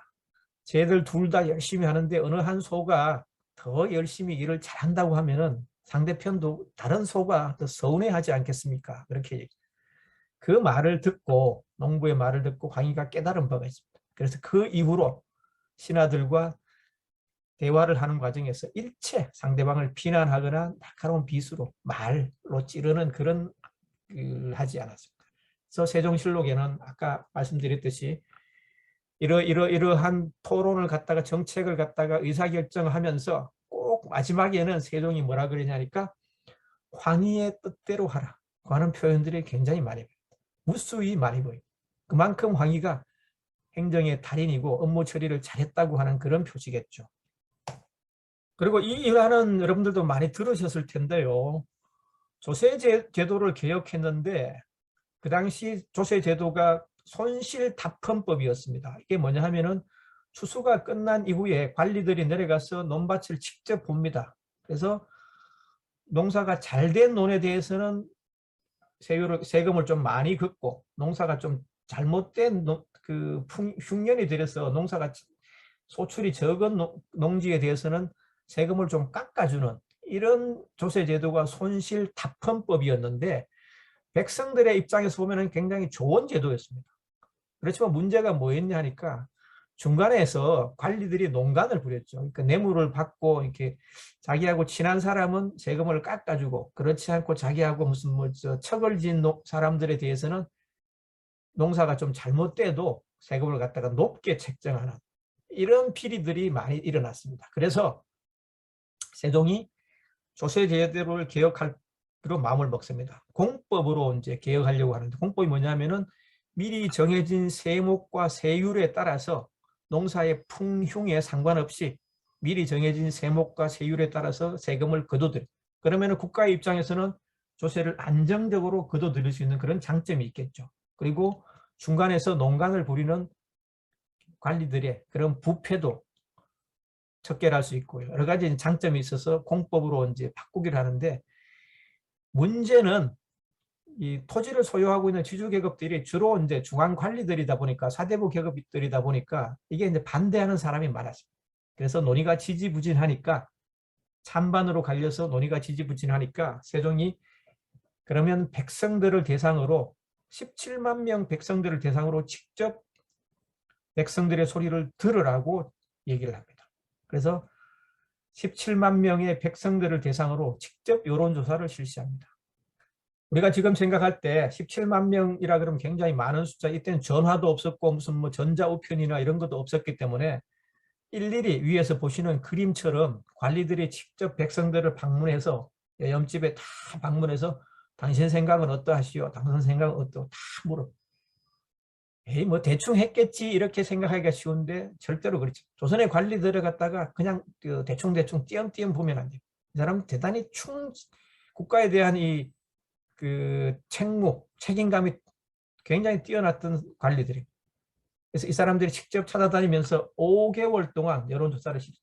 아무개는 경상도에 사는 아무개는 이러이러한 이유에서 찬성했고 전라도에 사는 아무개는 이러이러한 이유에서 반대했고 다 직접 실명을 기록하고 다 찬반 의견을 갖다 그걸 보고서로 만들어서 세종에게 올립니다. 그 기록물이 두통은 책 한 권에 이를 정도로 굉장히 방대한 분량입니다. 조선왕조실록이 유네스코 문화유산으로 지정됐는데요. 그만큼 그런 이 문서적인 가치, 문헌적인 가치가 있기 때문에 그렇게 기록물로 제정이 된 겁니다. 그래서 이 당시의 여론조사 과정이 쭉 기록해 놓은 그 실록의 에피소드들을 보면은 여러분들도 굉장히 흥미를 많이 느끼실 건데 시간이 되시면은 이 당시 그 기록을 한번 찾아서 읽어보시면 좋을 것 같습니다. 그리고 7번째 원칙은요. 충분히 토론한 후 시행한다고 하는 수기민주주의라 그러죠. 요즘. 조선 그 세종시대의 가장 골치 아픈 외교 문제가 뭐냐 하면요. 그 바저강이라고 있는데 압록강에 이제 그 치류의 하나인데 이 바저강 유역에 사는 여진족이 있어요. 근데 여진족이 있었는데 백두산 인근에 있는 우리 조선 백성들을 갖다가 참 너무 괴롭혔어요. 막 수시로 막 침입해서 그냥 재물을 약탈해가고 이렇게 하다가 1432년에는 여진족이 대규모로 침입합니다. 그래서 재물을 약탈해가고 우리 백성들을 수십 명 죽이고 그래서 굉장히 큰 규모로 침입합니다. 그래서 이게 이제 세종에게 보고서가 올라가니까 세종이 진노를 합니다. 분노를 합니다. 그리고 황희를 비롯한 신료들을 소집합니다. 이 당시에 그 쟁점이 뭐냐 하니까 세종 입장에서는 걔들을 여진족을 토벌하고 싶은데 토벌을 하려 그러면은 뭐가 문제가 되느냐 하면은 중국의 국경을 넘어야 되거든요. 중국의 영토로 들어가서 이제 여진족을 갖다가 추적해야 되는데 그렇게 되면 중국과의 외교적인 문제가 발생하겠죠. 그래서 토벌하러 나서기 전에 중국 황제에게 공문을 보내서 우리가 조선이 이러이러한 이유로 여진족을 토벌하기 위해서 중국에 명나라의 이 국경을 좀 넘으려고 하는데 그걸 좀 양해해 주시기 바랍니다고 하는 요청서를 갖다가 이제 문서를 보내요. 근데 황희를 비롯한 그 많은 신하들이 반대합니다. 왜? 아니 어차피 그 우리 땅을 침범한 그 적들을 쫓기 위해서 가는 건데 굳이 황제에게 보고할 필요 없다. 윤허를 받을 필요 없다고 이제 많은 사람 신하들이 생각. 그렇지만은 맹사성을 비롯한 신하들은 혹시 황제의 심기를 불편하게 할 수 있기 때문에 외교적인 마찰이 생길 수 있기 때문에 그렇게 하는 것이 좋겠다. 그래서 여론이 갈렸습니다. 그래서 세종이 논의를 중단시키고 시간이 너무 오래 걸리니까 그 다음에 다시 신료들을 소집해서 곧바로 또다시 이 문제를 논의를 합니다.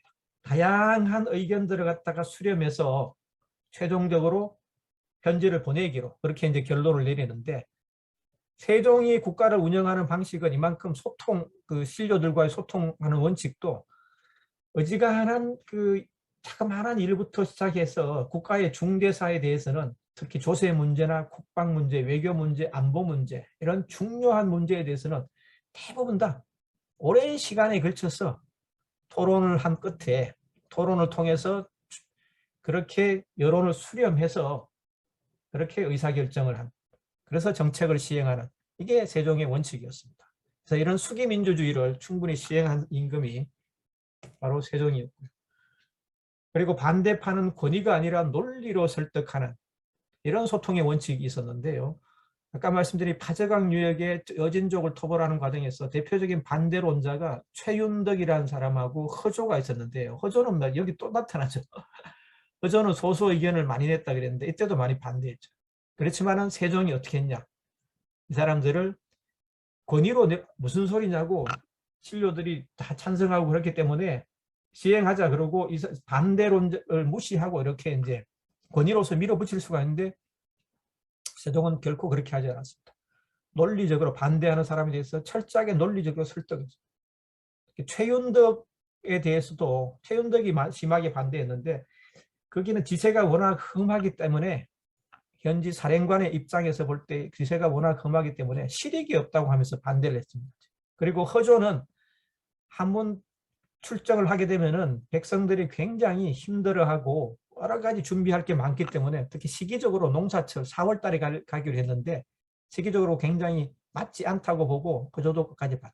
근데 이 사람들을 끝까지 논리적으로 설득을 그래도 허조는 끝까지 반대를 했지만은 세부적인 실무적으로 검토할 일을 갖다가 다 일일이 다 조목조목 짚어서 끝까지 이 두 반대론자들을 설득해서 찬성하게 만들고 그리고 대규모 토벌대를 조직합니다. 정확하게 14,900명 정도인데 15,000명의 조선 토벌대가 그 최윤덕이 지휘를 합니다. 그래서 몇 개 분대로 나누어서 조직으로 나누어서 여진족을 토벌하는데 이때 대성공을 거둡니다. 만약 이때 여진족을 토벌하는 과정에서 세부적인 문제를 갖다가 다 검토하지 않고 그냥 감정만 앞세워서 여진족을 갖다가 토벌하러 나섰다 그러면은 아마 문제가 생겼을 수도 있을 것 같습니다. 이렇게 큰 성공을 거두지는 못했을 거예요. 그렇지만 설득 리더십과 소수 의견도 경청하는 그런 세종의 리더십 때문에 그렇게 대성공을 거둔 그런 역사적인 사례라고 말씀드릴 수가 있겠습니다. 그 다음에 인재등용의 원칙에도 큰 원칙이 있었는데요. 가장 중요한 원칙은 단점보다는 장점을 먼저 본다는 게 세종의 원칙이었습니다. 세종 29년 1447년에 과거 시험 문제를 냈는데 책문이라 그러죠. 이때 장원을 한 사람이 강희명이라는 사람이었는데 이 사람이 쓴 답안이 이런 겁니다. 사람에겐 여러 가지 허물이 있지만 한 가지 허물 없는 사람이 있는데 그 허물을 가지고 책망한다 그러면은 유능한 사람이라도 당해내지 못한다. 그래서 단점을 버리고 장점을 취하는 것. 이것이 가장 중요한 인사의 원칙이다. 이렇게 답을 해서 장원을 했는데 이게 세종의 원칙이었습니다. 대표적인 사람이 조말생이라는 사람이 있는데요. 이 사람은 그러니까 청와대 비서처럼 이렇게 왕의 비서를 하면서 뇌물을 챙겼는데 그 뇌물 액수가 얼마나 됐냐면 노비를 갖다가 한 30명 챙겼는데 노비가 보통 요즘 그 금액으로 환산하면 한 몇천만 원 되거든요. 그러면 수억 원에 한 10억 가까운 뇌물을 챙겼습니다. 이 사람이. 그래서 이 사람을 어느 청주 지역으로 이렇게 파직을 했다가 곧바로 다시 이제 이 사람의 능력이 워낙 뛰어났기 때문에 다시 이제 불렀었습니다. 그래서 앞서 보신 파저강 지역의 여진족을 토벌하는 과정에서 이 사람이 팀장을 맡아서 역할을 청와대에서 보면 안보비서관, 수석비서관 정도의 역할이었죠. 그래서 굉장히 중요한 역할, 공을 세웁니다. 이만큼 단점보다는 허물보다는 그 사람의 능력을 먼저 보는 세종의 인사 원칙이었다고 볼 수 있습니다. 황희도 그랬거든요. 우리가 청백리라고 이제 알고 있지만 황희도 그렇지만은 않았거든요.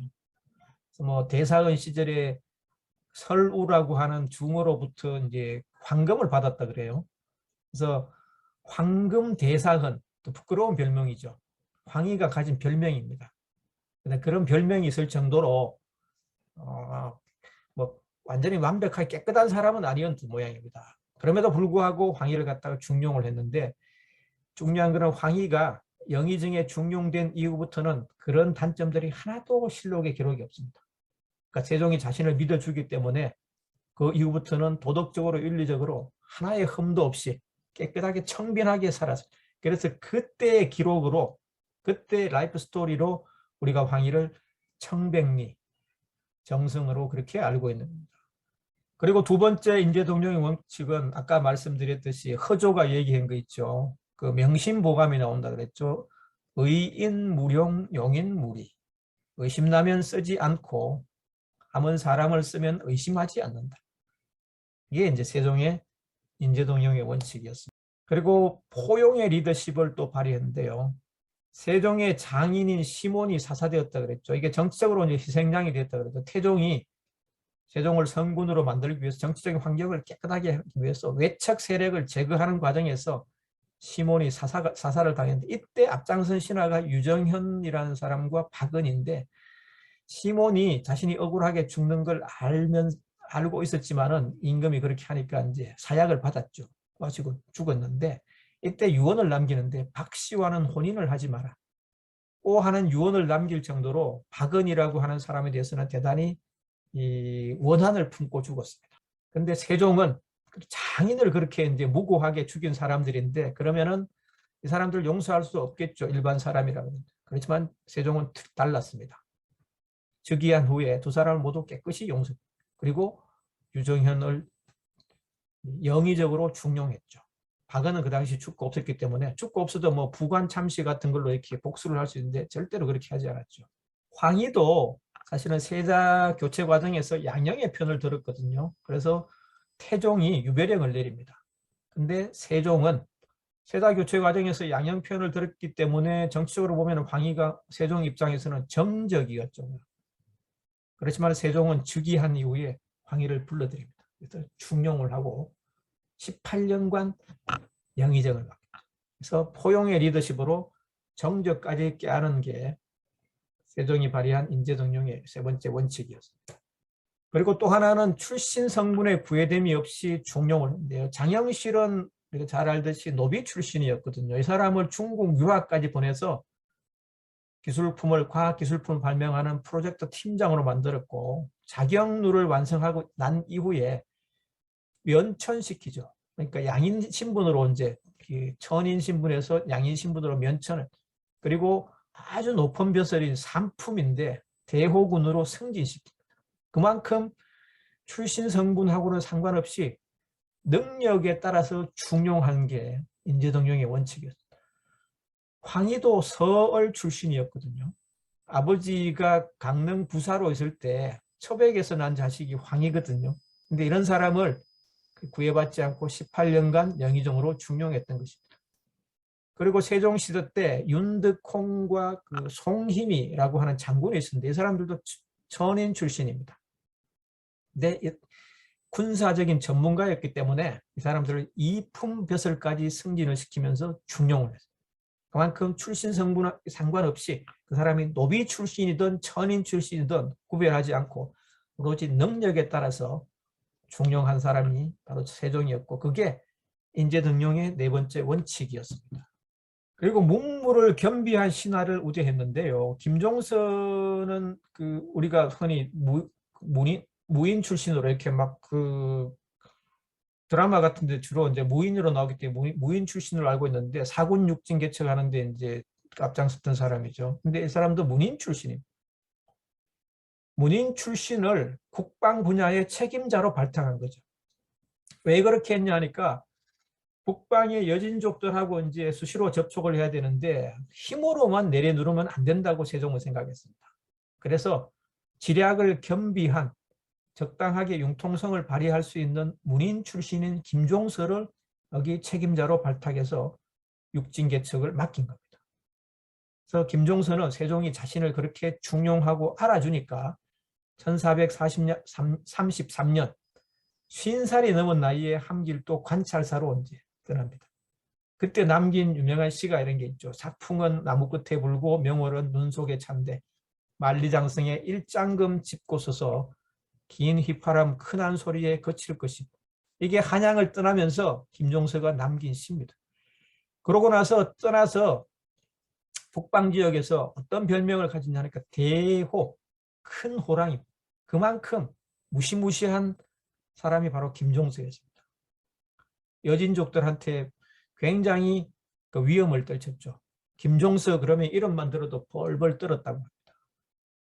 그리고 이 김종서를 12년 동안 국경개척 책임자로 복무하게 합니다. 세종이. 12년 동안 변방에 가 있으면은 김종서 입장에서는 개인적으로 굉장히 서운할 만도 했지만은 김종서는 국가를 위해서 이렇게 12년간 변방에서 이렇게 봉사를 했습니다.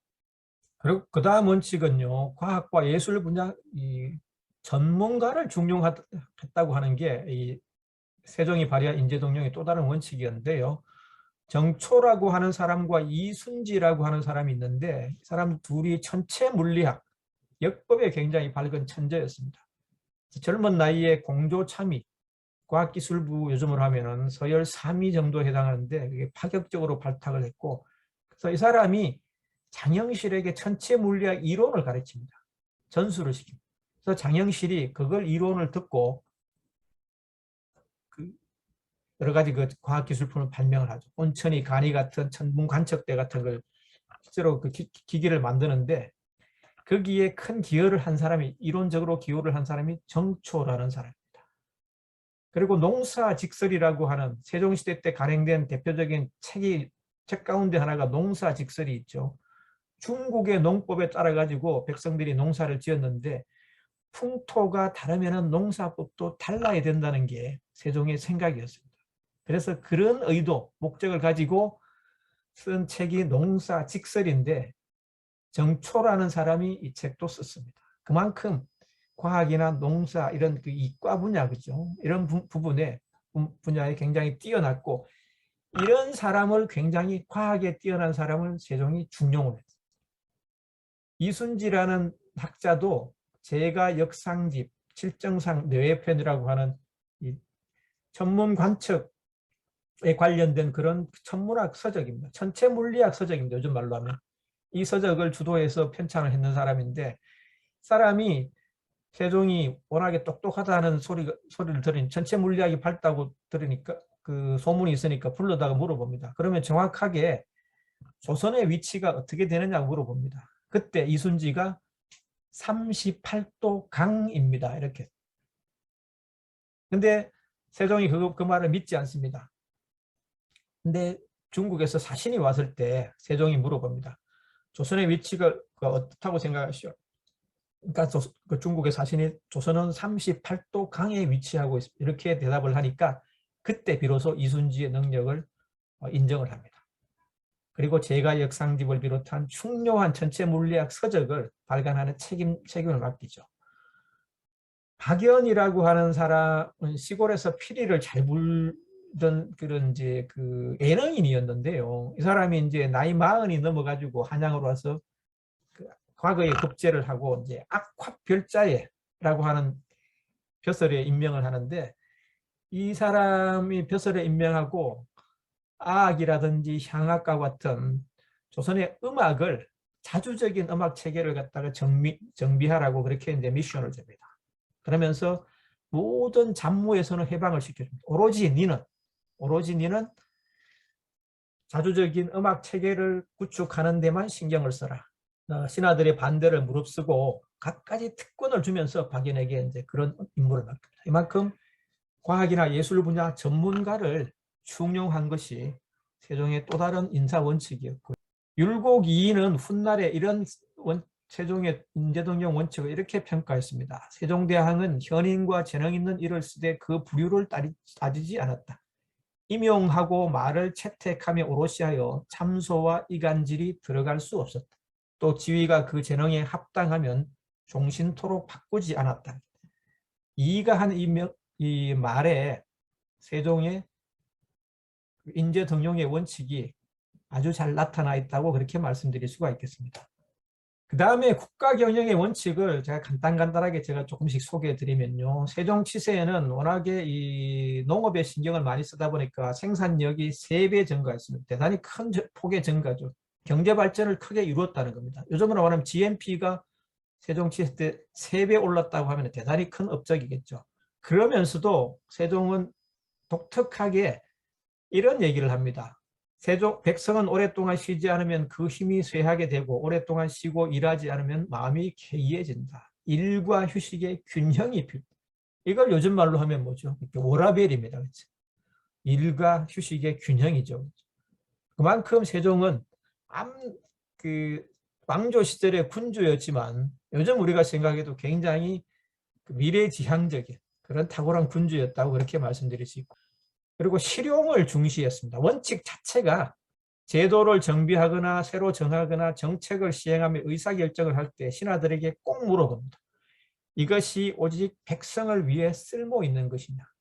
그리고 허조라고 하는 그 깐깐한 사람이 있었죠. 이 사람이 신하들이 임금 앞에서 너무 예의를 안 차린다고 얘기를 하니까 세종이 뭐라 그랬냐니까 예법이란 무릇 간소해야 한다. 임금이 있는 궁중이라고 해서 예외는 아니다. 간소하게 해라. 실용을 중시했다.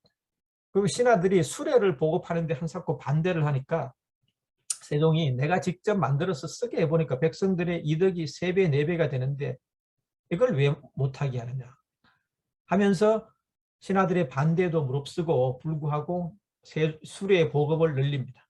그만큼 백성들의 삶을 이롭게 하는데 필요한 것이면 세종은 주저하지 않고 자신의 소신대로 밀고 나 실용을 중시한 그런 임금이었죠. 그리고 한 명의 억울한 백성도 없게 하는 것이 국가 경영의 또 다른 원칙이었는데요. 황희의 사위가 있었는데 이 서달이라고 하는 살인교사에 연루가 됐는데 황희가 그 당시 높은 벼슬을 하고 찬성이라고 하는 벼슬인데 1급 벼슬, 1품 벼슬인데 고위직이었죠. 근데 사위가 살인사건에 연루되니까 맹사성이라고 하는 그 당시 판부사로 있던 맹사성에게 청탁을 넣어서 살인사건, 교사사건을 갖다가 조작을 합니다. 황희도 그만큼 이게 안 좋은 일을 좀 했던 그런 기록들이 많이 있습니다. 살인사건은 임금이 직접 보고 결재를 하거든요. 근데 세종이 이걸 보니까 좀 이상하거든요. 꼼꼼히 살펴보니까. 그래서 의검부에 재조사를 시킵니다. 그랬더니만은 교사 사건을 갖다가 뒤집어 조작한 게 드러납니다. 그래서 황희와 맹사성을 파직시켜버립니다. 지위 고하를 불문하고 단 한 명도 억울한 백성도 없게 한다는 게 세종의 원칙이었죠. 지편전 은교 권채라는 사람도 대단히 뛰어난 학자였는데 자신의 노비로 있던 첩인데 덕금이라고 하는 첩을 갖다가 무자비하게 그렇게 이제 막 항문에 침을 찔러서 구더기를 막 똥을 먹이고 오줌을 먹이고 칠러기로 그만큼 무자비하게 이렇게 덕금이라는 첩을 죽였는데 이 살인 사건도 지휘고하를 막론하고 의정부에 엄정하게 조사를 시켜서 진실을 밝혀냅니다. 그리고 이렇게 얘기합니다. 임금의 직책은 하늘을 대신하여 만물을 다스리는 것인데 진실로 차별 없이 만물을 다스려야 할 임금이 어찌 양인과 천인을 구별해서 다스릴 수가 있겠느냐 하는 기록이 나오는데 그만큼 세종은 억울한 백성이 단 한 명도 없게 한다는 게 국가 경영의 또 다른 원칙이었습니다.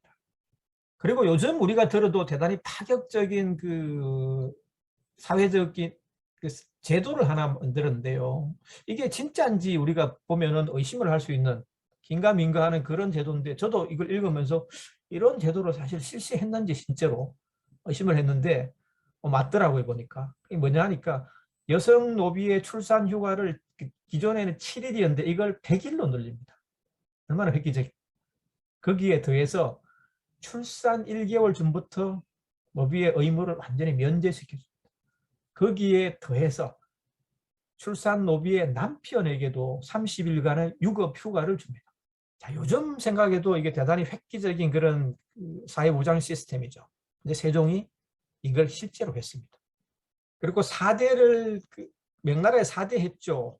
세종시대는 어쩔 수 없이 이제 국력의 차이 때문에 이렇게 했는데, 세종은 사신들이 와가지고 여러 가지 그 공무를 조공을 요구를 많이 했는데, 세종은 그때마다 하는 말이 이거였습니다.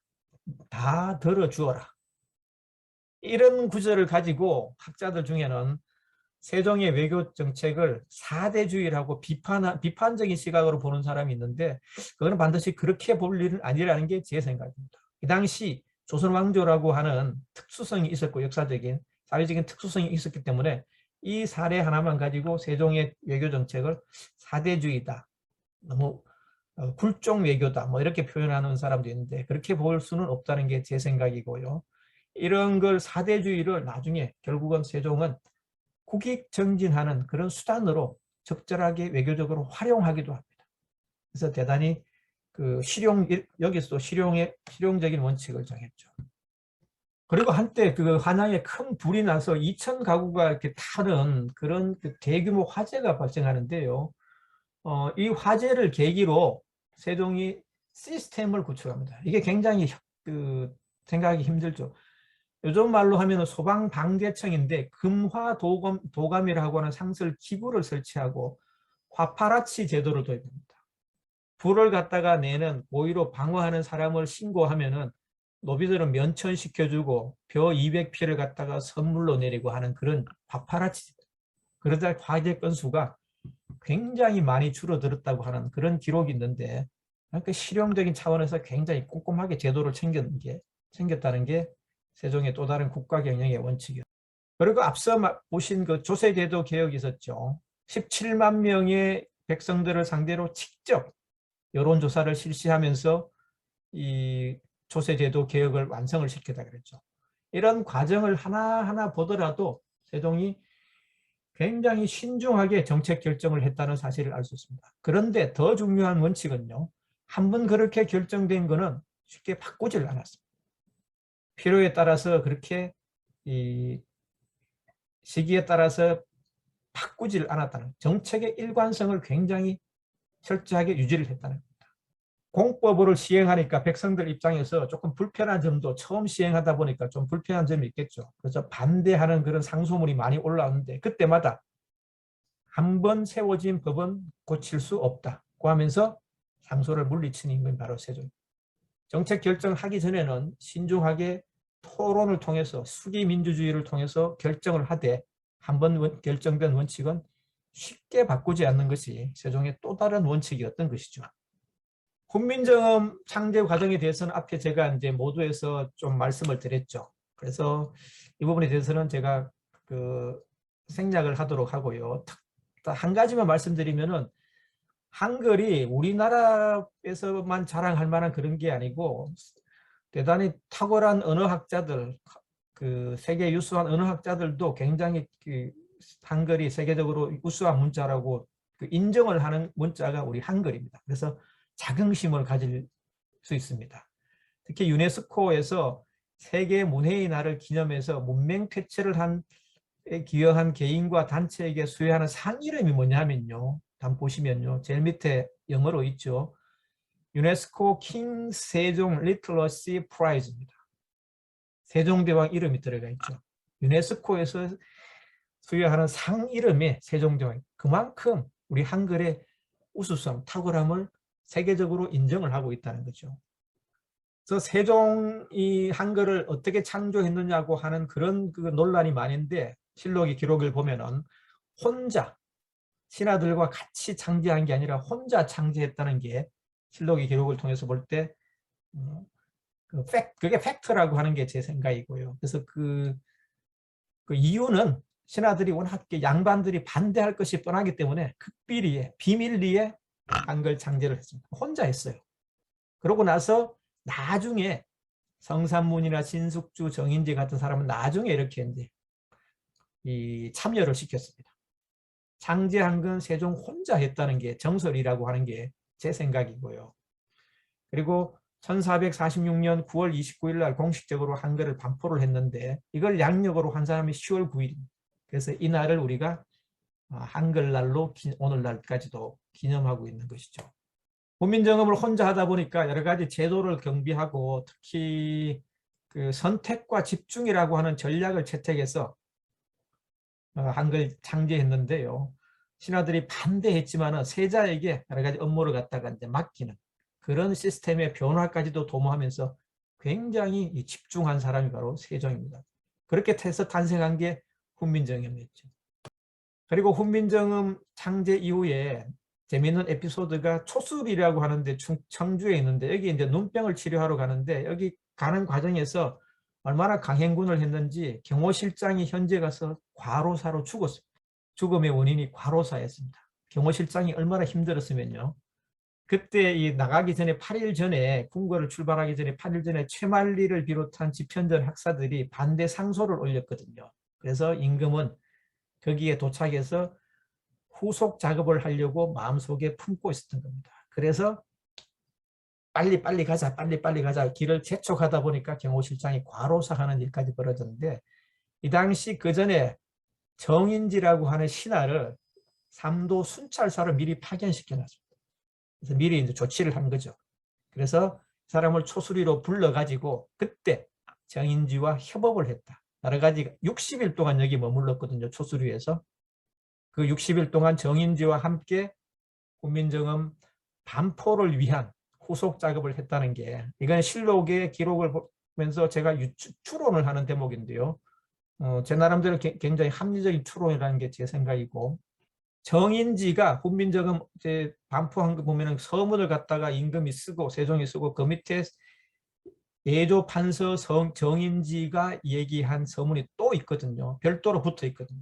그 내용을 보면은 정인지가 이때 세종과 함께 훈민정음 창제 이후에 필요한 실무 작업을 갖다가 함께 협업했다. 같이 논의했다고 하는 걸 알 수 있습니다. 그런 걸 통해서 추론해 볼 때 초수리에서 60일 동안 세종과 함께 작업을 했다는 게 제가 실록을 보면서 내린 결론입니다. 이런 국가 경영의 원칙 말고 세종은 인간으로서 다양한 그 원칙이 있었는데요. 자신에게 양위를 물려준 양형이나 효령을 굉장히 지극정성으로 모신 게 세종의 또 다른 원칙이 있고 그 다음에 부모도 임금이 된 이후에도 아버지 태종에게도 이렇게 무릎을 꿇고 술잔을 받았다 그래요. 그만큼 효심이 지극한 임금이 세종이었고요. 몸집이 조금 비대했다 그러는데 운동도 열심히 했다 그러는데 좀 말로 하면 골프 같은 격구 이걸 갖다 굉장히 열심히 해서 신체 단련도 게을리하지 않은 분이 바로 세종이었고요. 그리고 장인인 시몬이 그렇게 억울하게 죽었는데 그때 한마디도 말을 하지 못하고 그래서 그 빚이 있었겠죠. 소원왕후 심씨 부인에 대해서. 조선왕조 시대 임금이 27명이었는데 실록의 기록을 보면 조그마한 부부 싸움을 안 한 임금이 없어요. 유일한 예외가 세종입니다. 세종시대에는 소원왕후 심씨가 투기를 했다, 부부 싸움을 했다고 하는 기록이 일체 없습니다. 그만큼 젠틀한 그런 남편이었고 남자로서도 100점 만점에 100점 만점에 100점짜리 임금이었죠. 남자였다고 볼 수 있습니다. 아마 그 당시 마음의 빚을 갚기 위해서 그렇게 특히 소원왕후 심씨를 존중하고 그렇게 왕비로서 이렇게 다독인 것이 아닌가. 그래서 부부애가 돈독한 것이 아닌가 하는 그런 김상근 교수가 쓴 군주의 거울이라고 하는 책이 있는데요. 이 책에 보면은 이 경우 플라톤은 뭐라고 어떻게 행동했을까? 에파메이논다스는 뭐라고 했을까? 이와 같은 거울들 앞에서 천한 말을 자제하거나 정념의 발동을 군주의 거울이라고 하는 책에 이런 얘기가 있는데요. 세종이라고 하는 성군, 세종이라고 하는 인물도 오늘날 우리들에게 하나의 거울입니다. 그래서 우리가 앞날이 막막할 때 일이 힘들 때, 이럴 때 세종이라면 어떻게 했을까? 세종이라고 하는 거울 앞에 서서 이런 물음을 던져보면은 세종을 통해서 우리가 힘을 얻고 그 답을 얻을 수 있지 않을까 하는 게 제 생각인데, 이 말씀을 끝으로 드리면서 제 강의를 마치도록 하겠습니다.